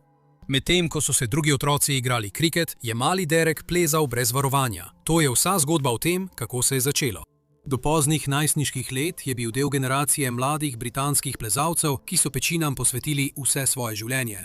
Spali so v avtobusnih nadstreških, na gradbiščih in v lesenih lopah. Vsaka 2 tedna so pobirali nadomestilo za brezposelnost in denar porabili za plezanje. Ni bilo ničesar drugega, nobenih kariernih načrtov, nobenih prihrankov, nobenih stanovanj, samo apnenec, grobozrnati peščenjak in mrzlo angleško nebo nad njimi. Derek ni bil edini nadarjeni plezalec v tej skupini, a tisto, kar ga je ločilo od drugih, je bilo težje opredeljivo. Bil je glasen, radodaren in skoraj vsiljivo dobre volje in družaben. To mu je zelo pomagalo, ko je štopal do Alp brez denarja in hrane, razen 24 čokoladic Mars. Plezal je smeri v dežju, ki se jih drugi ne bi dotaknili niti v popolnih razmerah. Tako je seveda našel način, da je leta 1980 odletel v Kalifornijo in si osebno ogledal Yosemite. Ker se te granitne stene tebi in meni zdijo povsem v redu. Toda za Dereka je bil to raj. Derek je tam preživel 3 mesece, spal je ob vznožju teh sten z drugimi plezalci in plezal vsak dan. Ob koncu svojega bivanja se je vrnil v Anglijo, vendar se je nekaj spremenilo. Stene Yosemita so mu pokazale razsežnost plezanja, za katero ni vedel, da obstaja. Anglija, njegov dom vse življenje, se je nenadoma zdela majhna, zato je ostal. Štopal je iz New Yorka do Boulderja v Koloradu z le $40 v žepu. Načrt je bil ostati 2 tedna, nikoli ni odšel. Boulder v 80. letih je bil za Dereka kot nalašč. Plezanje je bilo svetovnega razreda, življenjski slog je bil poceni, tik izven mesta pa so se v peščenjakovih stenah ozke rečne soteske, imenovane El Dorado, dvigale nekatere izmed najboljših plezalnih sten v Severni Ameriki. Derek je temu rekel njegova pisarna. Zunaj soteske je bil Derek Hershey nekaj, česar Boulder še nikoli ni ustvaril. Bil je glasen in vedno dobre volje. Vsakega, ki ga je srečal, je pozdravil z "Hej, punter!" Svojo vrečko za magnezij je imenoval vrečka poguma. Ni imel avtomobila, nikoli se ni naučil voziti. Njegova soba je bila skoraj meniška, saj Derek Hershey skoraj ničesar ni imel. To ni bilo pomembno. Za Dereka imetje ne pomaga pri vzponih in ti ne prinese več prijateljev. Vsako jutro je Derek prišel v kanjon El Dorado kot delavec na izmeno. Si namazal roke s kredo, zavezal čevlje in začel plezati na 90 metrov visok skalni stolp, imenovan Wind Tower. Plezal je po eni smeri navzgor, po naslednji navzdol, nato spet navzgor, prečil celotno steno od ene do druge strani s potrpežljivostjo in natančnostjo, ki je druge plezalce pustila brez besed. Mimogrede, Wind Tower ni stena za začetnike. Smeri na njem segajo od zmerno zahtevnih pa vse do izjemno tehničnih. Večina plezalcev, ki se lotijo določenih odsekov, to počne z vrvjo, partnerjem in popolno zbranostjo. Derek je to naredil za ogrevanje. In potem bi se začelo pravo plezanje. Verjetno bi mislil, da se takšen plezalec premika hitro in brez zadržkov, vedno pritiska do konca, vedno išče nov adrenalinski dražljaj. Derek je bil popolno nasprotje, nikoli se ni mudil na skali. Za razliko od drugih držnih prostih solo plezalcev, ki so se po skali premikali hitro, da bi čim bolj zmanjšali čas v nevarnosti, je Derek izbral počasno, premišljeno, skoraj meditativno plezanje. In nikoli se ni lotil smeri, za katero ni bil popolnoma prepričan, da jo lahko prepleza prosto solo. Solo plezanja ni videl kot nekaj ekstremnega ali nevarnega. To je bil preprosto najčistejši način, da si resnično živ. Brez vrvi, ki bi jo moral upravljati, brez partnerja, na katerega bi moral čakati, noben del njegovega uma ni bil nikjer drugje kot na skali neposredno pred njim. Samo gibanje, ritem in absolutna zahteva, da je vsako posamezno gibanje pravilno. Do pomladi leta 1993 je Derek Hersey imel enega najbolj izjemnih plezalnih opusov v zgodovini tega športa.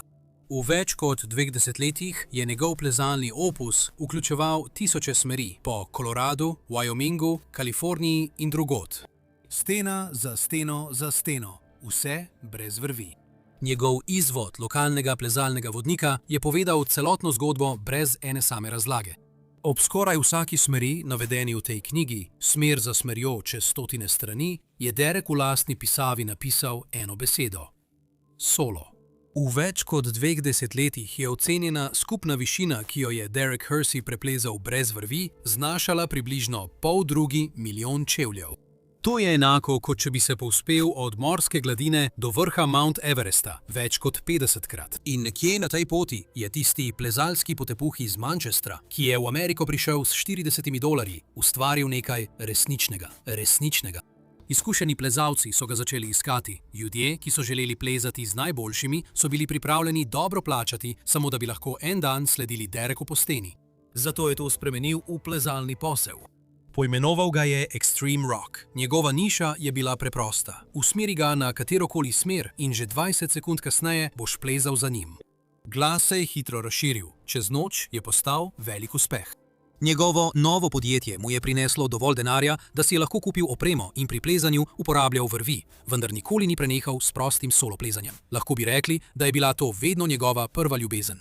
Za človeka, ki nikoli ni imel avtomobila, se nikoli ni naučil voziti in je leta spal v lesenih lopah, je bil to največji približek stabilnosti, kar jih je Derek Hersey kdajkoli dosegel. Imel je dekle, plezal je bolje kot kdajkoli prej.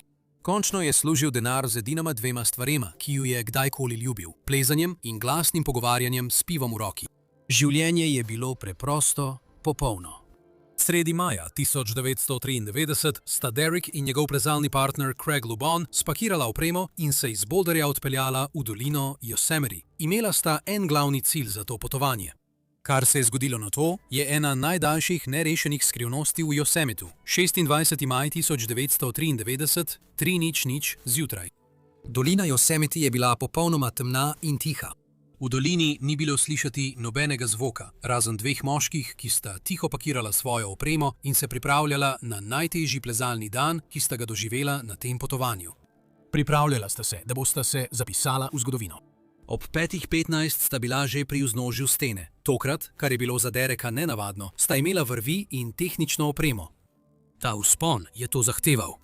Nad njima se je 900 metrov visoko v črno nebo dvigala ena najbolj tehničnih plezalnih smeri v Severni Ameriki – nos. Večina resnih plezalcev zato potrebuje 4 do 5 dni, spijo na steni v visečih šotorih in se počasi, odsek za odsekom, pomikajo proti vrhu. Derek in Craig sta poskušala to opraviti v manj kot enem dnevu. Naslednjih 16 ur sta plezala, raztežaj za raztežajem. Stotine metrov granita je drselo pod njunimi rokami.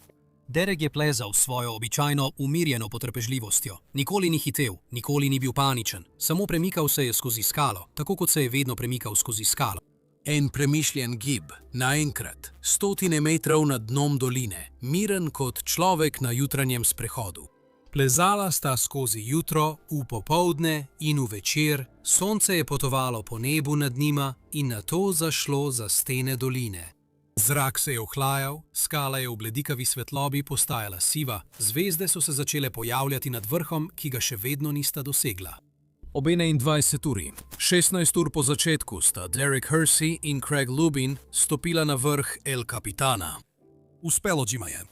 Glavni cilj celotnega potovanja je bil dosežen. Sina? Med tistimi 16 urami najbolj fizično zahtevnih vzponov na svetu je Derek Hersey zaužil le eno pločevinko Pepsija. Samo eno. Ko sta začela sestopati nazaj v dolino, so se Dereku močno krčile noge. Tovrstni globoki mišični krči nastanejo po urah neprestanega napora, ko telo deluje skoraj brez energije. A vendar sta se ob 5 uri zjutraj vrnila v kamp Sunnyside. 27. maja varno. Po vseh pričevanjih je bil dobre volje, sproščen, celo srečen. Zjutraj, 28. maja 1993, je Derek Hersey Craigu povedal, da bo samostojno preplezal smer Stack Salaf na Sentinel Rocku.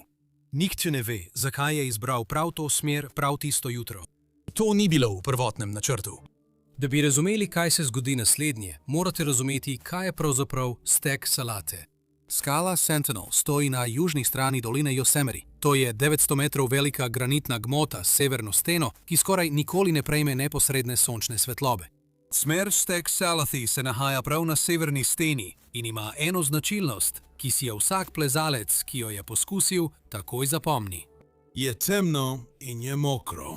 Ker je obrnjena proti severu in je večino dneva v senci sten doline, se skala na tej smeri nikoli popolnoma ne posuši. In velik del te skale prekriva tanka biološka skorja, imenovana lišaj. Tista sivkasto-zelena rast, ki jo vidite na starih kamitih zidovih in nagrobnikih. Ko je lišaj suh, nudi nekaj trenja. Ko se lišaj zmoči, postane skoraj kot led. Ne drsi kot moker asfalt, ampak tako drsi, da se ti noga premakne, še preden tvoj možgan sploh zazna, da se je kaj spremenilo. Sama smer je visoka približno 450 metrov in sestavljena iz odsekov, kjer se skala razcepi v ozke razpoke, ravno dovolj široke za človeško telo. Zagozdiš se noter, nasloniš hrbet na eno stran, stopala na drugo in se po centimetrih potiskaš navzgor. Ocenjena je s težavnostjo 5.9 na lestvici plezalnih težavnosti. To je precej pod stopnjami, ki jih je Derek Hersey vsak dan plezal v Eldorado kanjonu za ogrevanje. Torej že veste, kaj je naredil Derek. Okoli poldneva je prišel do vznožja smeri, si namazal roke s kredo in začel plezati brez vrvi. To bi moralo biti končano v nekaj urah. Vztrajno se je vzpenjal, odsek za odsekom. Dno doline je bilo z vsakim gibom vse bolj oddaljeno pod njim. A nekje na sredini njegovega vzpona je začelo deževati. Takrat je bil Derek skoraj zagotovo že v zgornji polovici smeri, kar je pomenilo, da se je moral odločiti. Ali odnehati zdaj in splezati nazaj dol, ali pa priti do vrha. To ni bila preprosta odločitev. Ne pozabi, Derek je plezal brez vrvi, zato ni mogel preprosto spustiti po vrvi.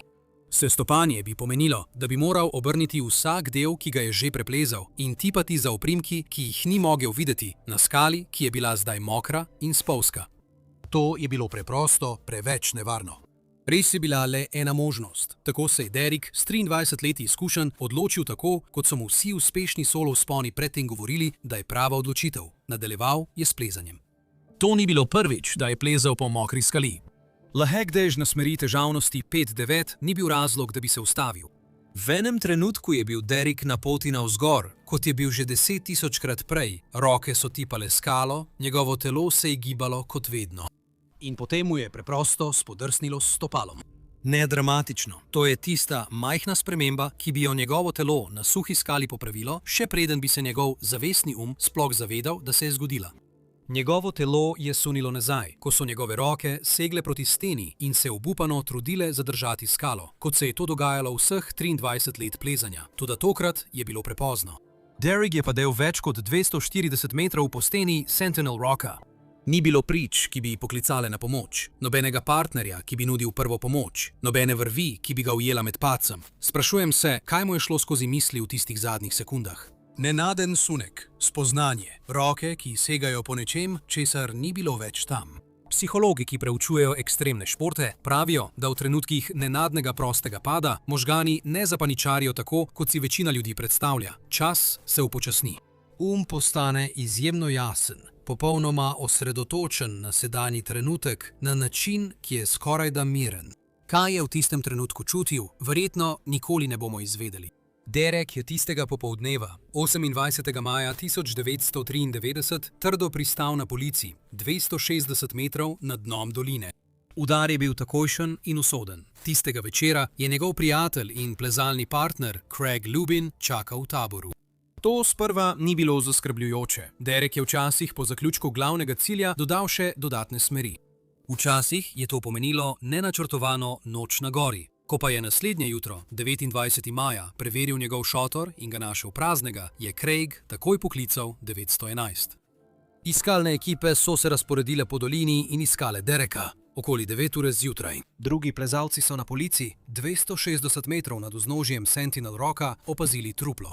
Poklicali so Craiga, da bi potrdili tisto, kar so že vedeli, a si niso mogli priznati.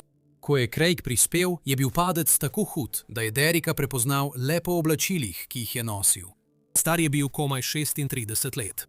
V dneh, ki so sledili, uradni odziv vseh ni bila žalost, ampak zanikanje. Takšna nesreča se ne bi smela zgoditi človeku z Derikovo stopnjo izkušenj.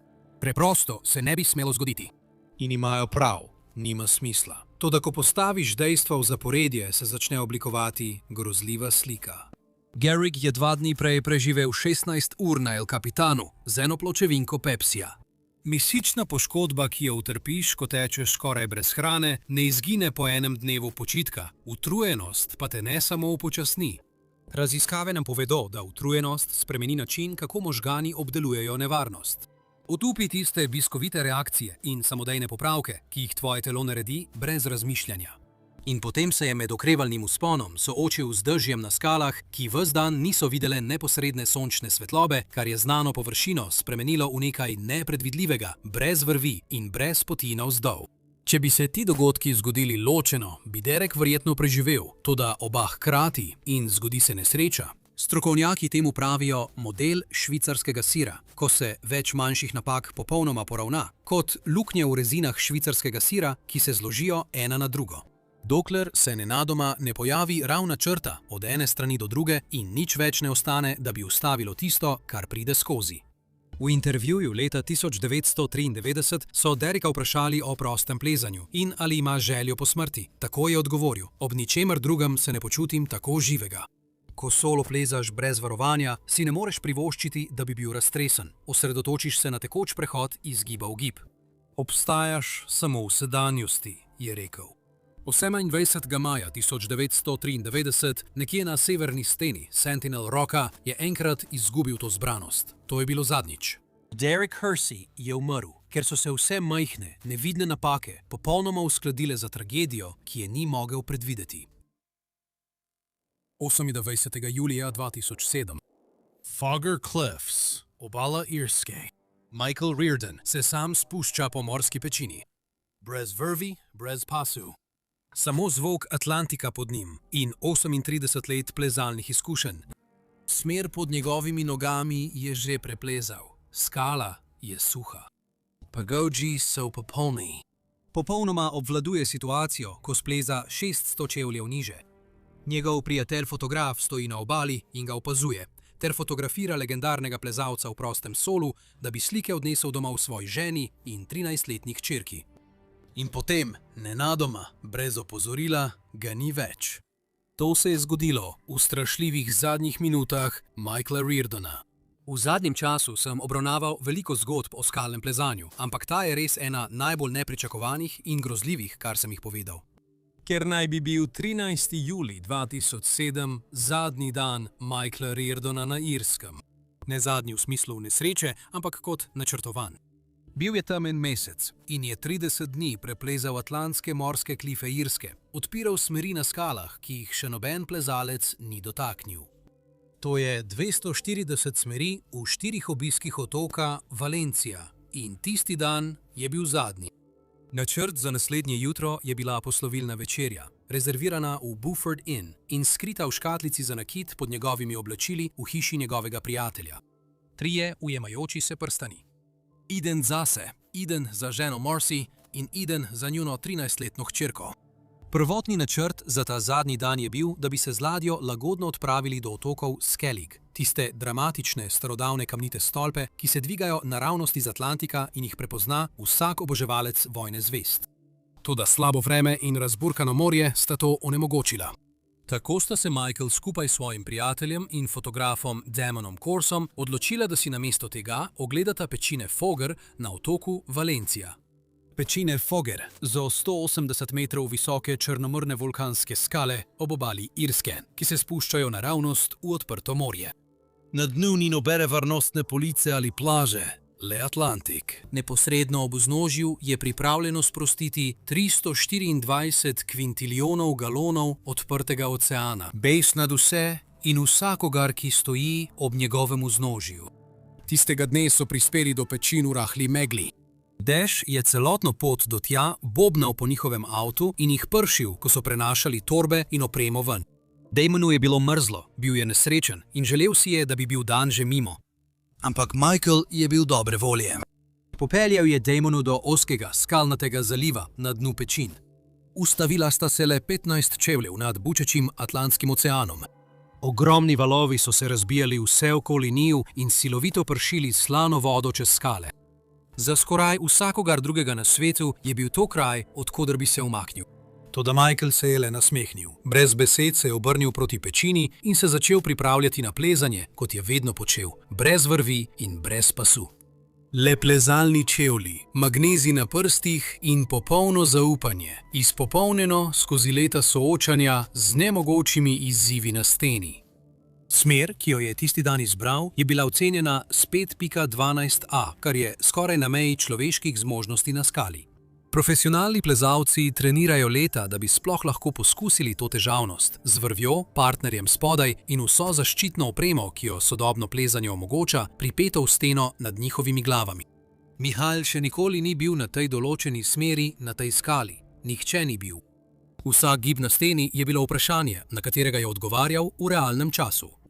Z Atlantikom 30 čevljev pod njim in ničesar med njim in oceanom, razen njegove sposobnosti branja skale, ki je še nikoli ni videl. To je tisto, čemur plezalci pravijo solo vzpon, na pogled brez vrvi. To velja za najbolj nevarno stvar, ki jo človek lahko prostovoljno naredi na steni pečine.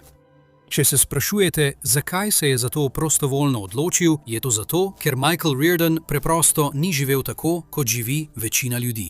Rojen 1. maja 1965 na mornariški letalski bazi Quonset Point v Rhode Islandu je Mikeova mati odšla, ko je bil še zelo mlad. Odraščal je z očetom, selila sta se po vsej državi, včasih brez stalnega naslova, včasih pa sta imela za preživetje skozi teden na voljo le regratovo juho. Brez varnostne mreže ali zaledja. Že od samega začetka življenja negotovost ni bila grožnja. Bil je le torek. Pri 19 se je leta 1984 preselil v Kalifornijo, v času, ko si lahko kupil hišo z enim samim dohodkom in ko je plezanje šele začelo dobivati svojo identiteto kot resna disciplina. Le majhne skupine obsedenih moških in žensk so se z razsutimi kombiji vozile do odročnih sten in počele stvari na skali, za katere še nihče ni imel pravih besed. Michael je v ta svet padel z glavo naprej.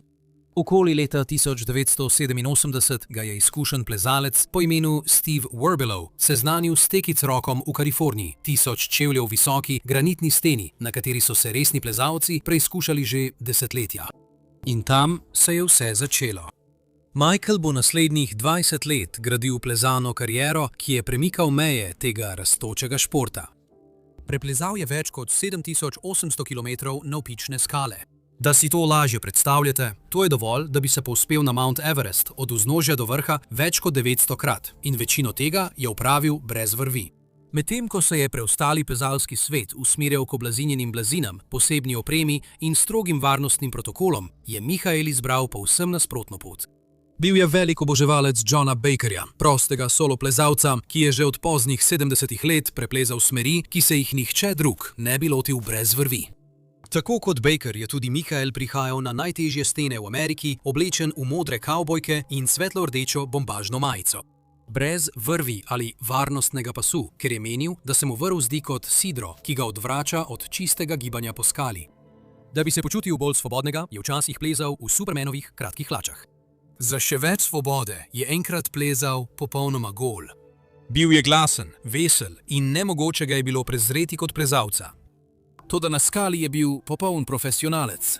Vsako gibanje je bilo izmerjeno, vsak skok je bil vnaprej dobro premišljen. Žibal se je kot voda, kot Bruce Lee na skali. Večina prostih soloistov tistega časa je za raziskovanje nove smeri najprej uporabila vrv. Mihael je šel še korak dlje. Bil je znan po tem, da je izvajal prve vzpone na pogled, kar pomeni, da je prvič splezal po povsem novi, še nikoli dotaknjeni skali brez vrvi ali kakršnegakoli predhodnega poznavanja oprimkov. Morda se sliši nepremišljeno, vendar bi se umaknil od vzponov, ki bi jih drugi opravili z zaprtimi očmi, ker se mu preprosto ni zdelo prav. Solo plezanje je bilo zanj življenjska želja. Imel je edinstven način razmišljanja o plezanju, ki ga je imenoval osemčeveljsko jajčno lupino. Ko je bil na steni brez vrvi, je imel v mislih nevidno mejo. Ni bilo preteklosti, ne prihodnosti, ne strahu pred padcem ali tuljenjem vetra ali tal več 100 čevljev spodaj. Samo popolna čistost naslednje poteze. Če si odraščal ob popravljanju motorjev na očetovem dovozu, točno veš, kakšen je ta občutek. Michael je tam živel stalno. In kar je dosegal s to miselnostjo osemčeveljske jajčne lupine, je bilo resnično skoraj neverjetno. V svojih najboljših letih je Michael skoraj vsak dan plezal solo. In ne samo težkih sten, solo je plezal tudi ogrevalne in ohlajevalne smeri ter trening kroge. Vse. Enkrat konec aprila 2004 se je Michael odpeljal v Narodni park Joshua Tree, plezalčev raj v Južni Kaliforniji, z več kot 8000 dokumentiranimi smermi, razporejenimi po njegovih znamenitih formacijah. Nameraval je preplezati nekaj smeri, preden bi šel spat. Namesto tega je vstal buden 19 ur in brez varovanja preplezal 280 smeri v enem samem zamahu. Nekatere med njimi so bile ocenjene celo s težavnostjo 5.13a.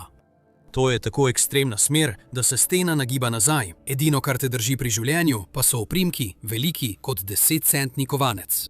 Njegova skupna preplezana razdalja ob koncu celotnega podviga je bila 2 navpični mili skale v enem dnevu. Kasneje oktobra se je odločil, da bo v 30 dneh opravil 1000 solo vzponov. To pomeni približno 33 solo vzponov vsak dan, cel mesec zapored. V park bi prišel pred zoro in ostal do pozno v noč, se premikal od skale do skale, samo s plezalnimi čevlji in vrečko za magnezij. Na svojih najbolj produktivnih dneh je sam preplezal več kot 4500 navpičnih metrov. To je tako, kot da bi vsak dan pred sončnim zahodom 12krat preplezal Empire State Building. Naslednje leto, avgusta 2005, se je lotil ene najbolj zahtevnih gorskih poti v Ameriki, Palisade Traverse v gorovju Sierra Nevada. To je nazobčana, 9 milj dolga grebenska pot, ki povezuje 26 različnih gorskih vrhov, od katerih jih 6 sega več kot 14 000 čevljev v višino. Prva ekipa, ki jo je sploh uspela prehoditi, je na poti preživela 7 dni in cel teden prej skrivala hrano in zaloge ob poti. Druga ekipa pred njim je za isto potrebovala 12 dni. Mihael je začel brez kakršnihkoli zalog, skritih kjerkoli na poti. Končal je 22 ur kasneje. Tak človek, tak plezalec ne preživi po naključju. Preživi, ker ima popoln, absoluten nadzor nad navpičnim svetom. Točno ve, kaj počne in točno ve, česa je njegovo telo sposobno. Preden je odšel na Irsko, je Mihael zaupal prijatelju in uredniku revije, neuradno, da je njegov končni načrt prosto, solo, preplezati smer z imenom Free Rider na El Capitan. Ta smer je potekala naravnost navzgor po 900 metrih kalifornijskega granita. Če spremljate plezanje, veste, da je to prav tista smer, ki jo je Alex Honnold desetletje kasneje preplezal brez vrvi in postal svetovna ikona. Michael Reardon je tiho načrtoval, da bo to naredil prvi. Celoten ta mesec na Irskem je namenil temu, da je uril svoj in telo za največjo nagrado v zgodovini plezanja. Tako si je Michael, ko je 13. julija 2007 stopil na steno, ki je še nihče ni preplezal, verjetno še enkrat ponovil, kaj ta vzpon pomeni. Poskusni vzpon, del procesa. Michaelova smer tistega dne je potekala po severni strani pečin, kjer se je črno, serpentinasto kamenje strmo spuščalo naravnost v Atlantik. Približno 10 metrov stran je bil Damon neposredno nasproti na ravnem skalnatem robu in je fotografiral vzpon. Oba je ločevala ozka vrzel razburkanih atlantskih voda. Prvi gibi so bili najtežji. Mokra skala in brez sledi krede sta pomenila, da so njegovi prsti tipali po neznanem črnem serpentinitu za nekaj, česar bi se lahko oprijel. Na stopni težavnosti, na kateri so bile ocenjene skale, po katerih je plezal. Oprijemi so izredno tanki, že v najboljših pogojih. Danes so bili prekriti z mokro soljo zaradi udarjajočih valov. Pod njimi je Atlantik z vso svojo silovitostjo udarjal ob vznožje stene. En zadrs mokrega čevlja, en zlomljen oprijem in slepo bi padel nazaj v razburkano belo vodo. Toda Michael je v realnem času razbiral na videz prazno skalo, s kredo prekritimi prsti se je oprijemal nevidnih robov in svojimi gumijastimi čevlji pritiskal na drobne opore v spolzki skali. Džibal se je z gladko, srhljivo eleganco in se po skali vzpenjal s popolno strojno natančnostjo. Vzpenjal se je vedno višje, dokler ni počasi in previdno dosegal vrha. Prvi vzpon zaključen. Za trenutek se je ustavil na vrhu. Atlantski ocean se je neskončno raztezal za njim. Irska mu je bila za hrbtom, pod nogami pa črna stena. Vse, kar je moral storiti, je bilo, da se spusti nazaj dol. Tokrat se je spuščal po povsem drugi smeri, ocenjeni z lažjo oceno 5-10. Toda tukaj je nekaj, česar večina ljudi ne ve o plezanju brez vrvi. Spuščanje je neprimerljivo bolj nevarno kot vzpenjanje. Ko se vzpenjaš, te vodi pogled. Vidiš skalo, načrtuješ zaporedje in tvoje telo sledi. Ko se spuščaš, plezaš na slepo. Tvoje lastno telo ti zakriva pogled na steno pod teboj. Celotno telesno težo moraš spustiti v praznino, medtem ko izteguješ nogo pod sabo in zaupaš tako svoji moči prijema kot spominu, da najdeš izjemno ozek rob, ki ga sploh ne vidiš. Ena napačna ocena, ena noga postavljena za en palec preveč v levo in gravitacija zmaga. Ampak Michael se je rešil. Do 17 ure. Njegovi gumijasti čevlji so se dotaknili ravne skale, majhne ploščadi na ravnem kamnitem bloku, ki je štrlel iz stene pečine. Ne tla ali plaža, ampak majhna skalna polica, ki je bila približno 5 metrov neposredno nad razburkanim Atlantikom. Skala pod njegovimi nogami je bila črna od debele, mokre alge in spolzka kot led. To ni bil varen prostor za dolgo zadrževanje, vendar tega ni nameraval. Naredili je, kar je prišel narediti na otok Valencia. Ravno nasproti njega, čez ozek preliv na približno isti višini, je njegov prijatelj Damon ves čas vzpona držal dvignjeno kamero in snemal vsako strašljivo potezo. Sprva je bilo vznemirljivo, a adrenalin ob opazovanju, kako njegov prijatelj preživi, je popustil. Damon je zmrzoval, premočen do kosti zaradi ledenega dežja in bil več kot pripravljen, da se vrne v toplino njunega hotela. Spustil je fotoaparat, si obrisal vodo z obraza in čez bučanje valov zakričal, da je čas, da pospravita in odideta. Celomesečno potovanje je bilo uradno končano. Da bi se vrnil k Damonu, je moral Michael prečkati le ozek pas razburkanega oceana, kjer je Atlantik valoval in se umikal med njima. Plezanje ni bilo potrebno. A tudi hoditi čez nisi mogel kar tako. Moral si počakati na zatišje med velikimi valovi, se hitro premakniti in priti na drugo stran, preden je prišel naslednji niz valov. Medtem ko je Michael čakal, se je ozrl okoli sebe. Valovi, ki so butali skozi ožino, so bili surovi atlantski oceanski valovi, ki so brez prekinitve potovali 3000 milj, se silovito rinili v ta ozek kanal in eksplodirali ob črne skalne stene na vseh stranih. Bilo je silovito. Bilo je čudovito. To pokrajino si je moral zavedno vtisniti v spomin. Zato se je skozi gosto meglo ozrl nazaj k Damonu in zakričal, da še noče oditi. Prijatelju je rekel, naj znova dvigne fotoaparat in posname še nekaj zadnjih slik, da si bosta zapomnila ta dan. Prosil je za fotografijo, na kateri stoji prav tam na plošči in pozira z mogočnimi, divjimi valovi, ki so se razbijali ob pečine za njim. Damon je nezadovoljno vzdihnil in zavijal z očmi. Daj no, Mike, čas je, da greva odtod, je pomislil. Čeprav ga je zeblo in je hotel domov, je bil tudi dober prijatelj in strasten fotograf. Zato je privolil. Dvignil je težek objektiv nazaj k očesu, ujel Mihaela pred razburkanim Atlantskim oceanom in začel pritiskati na sprožilec. In prav takrat se je past zaprla. Vidiš, medtem ko je Mihael sproščeno stal in poziral, popolnoma brez skrbi na skali, spolzki kot led sredi Atlantika, je voda kipela s kaotično, nepredvidljivo silo. Otok Valencija leži na samem robu Evrope, s tisoči mil odprtega oceana med njim in Ameriko. Vsaka nevihta, ki prečka ta ocean, pošlje svojo energijo naravnost v te pečine. In običajno lahko to prebereš. Lahko slišiš, kako se valovi zbirajo, lahko jih vidiš, kako prihajajo. Lahko ujameš njihov ritem.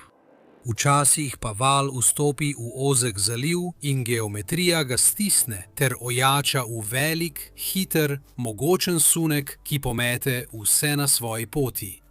In ocean tega ne napove, ko se to zgodi. Ko je Damon fotografiral, je skozi objektiv svojega fotoaparata v nekaj sekundah videl, da se ogromen val ukrivlja naravnost v zaliv in neposredno proti delu, kjer je stal Michael. Nekaj sekund kasneje je val udaril. Kar se je zgodilo potem, je bilo brutalno. Voda okoli Michaela se je silovito dvignila za dober meter in zalila ravno tisto ploščad, na kateri je stal Michael. Ni bilo časa. Voda je Michaela zadela v kolena z močjo tovornega vlaka in ga podrla na tla, tako da je obležal na hrbtu na skali, prekrito z algami, medtem ko je voda divjala okoli njega. V trenutku, ko je začutil, da ga je udaril val, se je Michaelu Reardonu takoj vklopil 20 let izostren nagon po preživetju.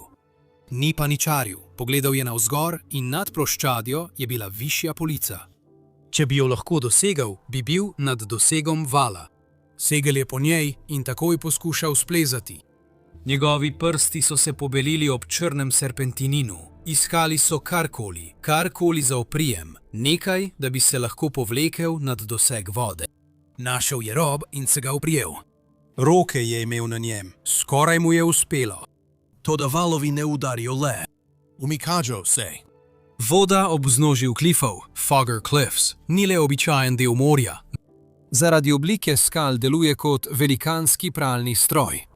Ko se ogromni atlantski valovi zaletijo v steno pečine, se voda odbije in ustvari silovite, vrtinčaste tokove, ki z izjemno uničujočo silo vlečejo navzdol. Michaela je povratni tok znova silovito zadel. Izgubil je oprijem in začel padati. A vseeno je iztegnil roke naprej, da bi prijel površino, poskušal je zgrabiti karkoli, da bi se lahko oprijel. A ni bilo ničesar. Površina tega dela je bila s algami prekrita skala, ki ni nudila nobenega trenja, nobenega oprijema, ničesar. Sila tisočev galon težke vode, ki ga je vlekla, je bila popolna in ga je vlekla naravnost.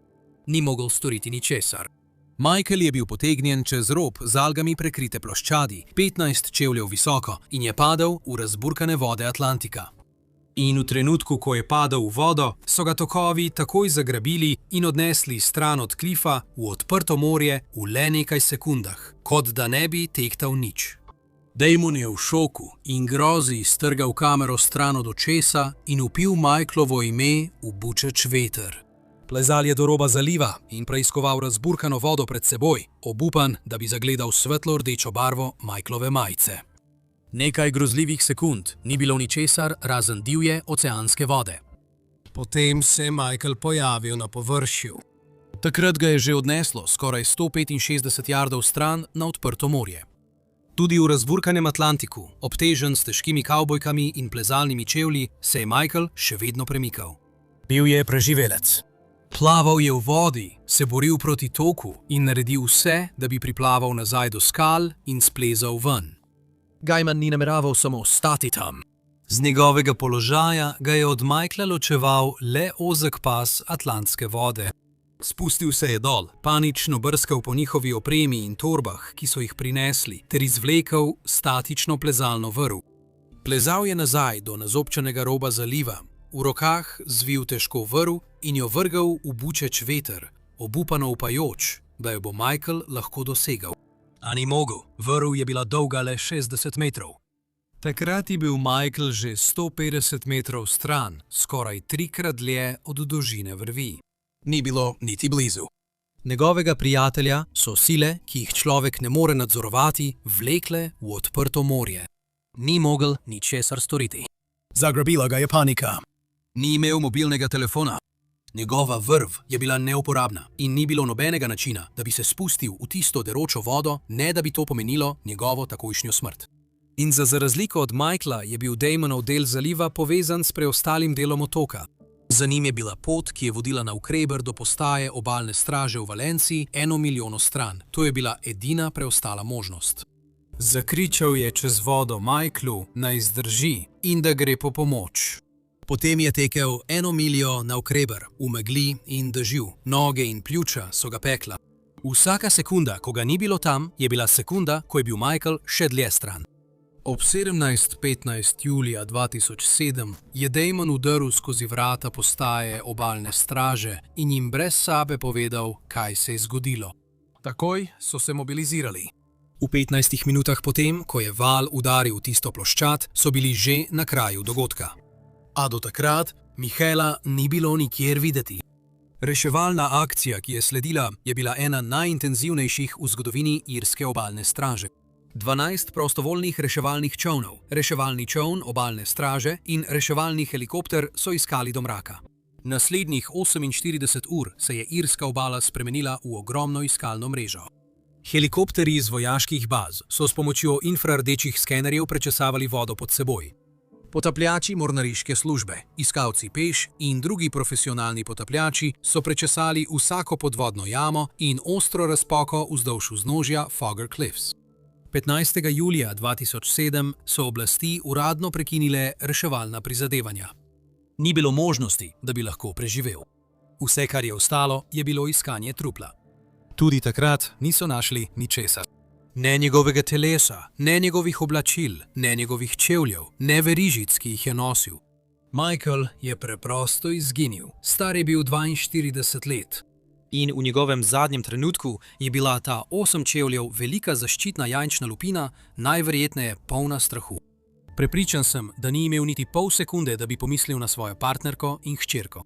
Verjetno si zastavljate isto vprašanje, kot sem si ga jaz, ko sem se prvič srečal s to zgodbo. Zakaj za vraga se je moški, katerega celo življenje je temeljilo na natančnem obvladovanju nevarnosti, odločil zadrževati v nevarnosti zaradi fotografij? No, stvar je v tem. Vsak mesec naredim en video samo za Patreon. Opozorila so bila prisotna. Drugti tega ne boste videli. Če vas to zanima, so povezave v opisu. Tukaj je v igri nekaj stvari. Prva je biologija. Ko ste v resnični fizični nevarnosti, vaše nadledvične žleze preplavijo vaš krvni obtok z adrenalinom in kortizolom. Vaš srčni utrip poskoči, vaš vid se izostri, vaši možgani vso pozornost zožijo na neposredno grožnjo pred vami. Vse drugo izgine.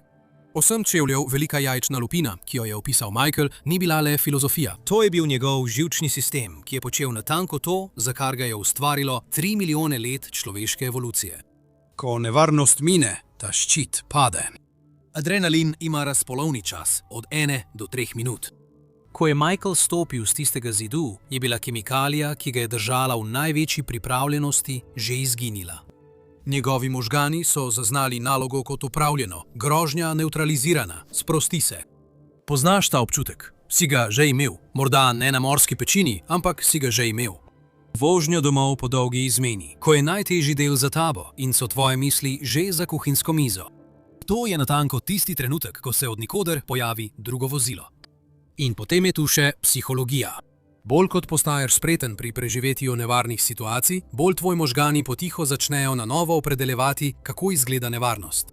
Michael je stal na stenah, ki bi večino ljudi ubili že, če bi jih samo pogledali, in je odšel nepoškodovan.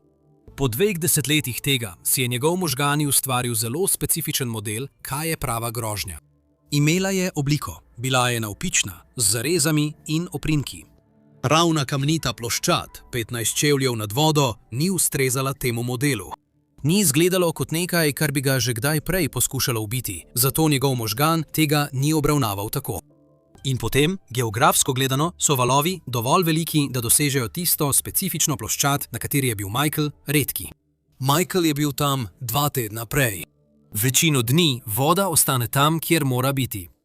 Da bi Michael Reardon tistega popoldneva umrl, je moral adrenalin, ki je poganjal njegovo budnost, izginiti. Njegovi možgani so morali nevarnost označiti kot končano. Mesec dni dela ob Atlantiku je moral neopazno spremeniti razburkano morsko vodo v kuliso namesto v nevarnost. In val se je moral ukriviti pod točno pravim kotom, v točno pravi zaliv, v točno pravem trenutku, da je dosegel točno tisto ploščad, na kateri je stal. Vse je moralo iti narobe. Vse je šlo narobe. Tisoče milj stran, tistega petkovega jutra v Kaliforniji, je bila Marcy Reardon vznemirjena.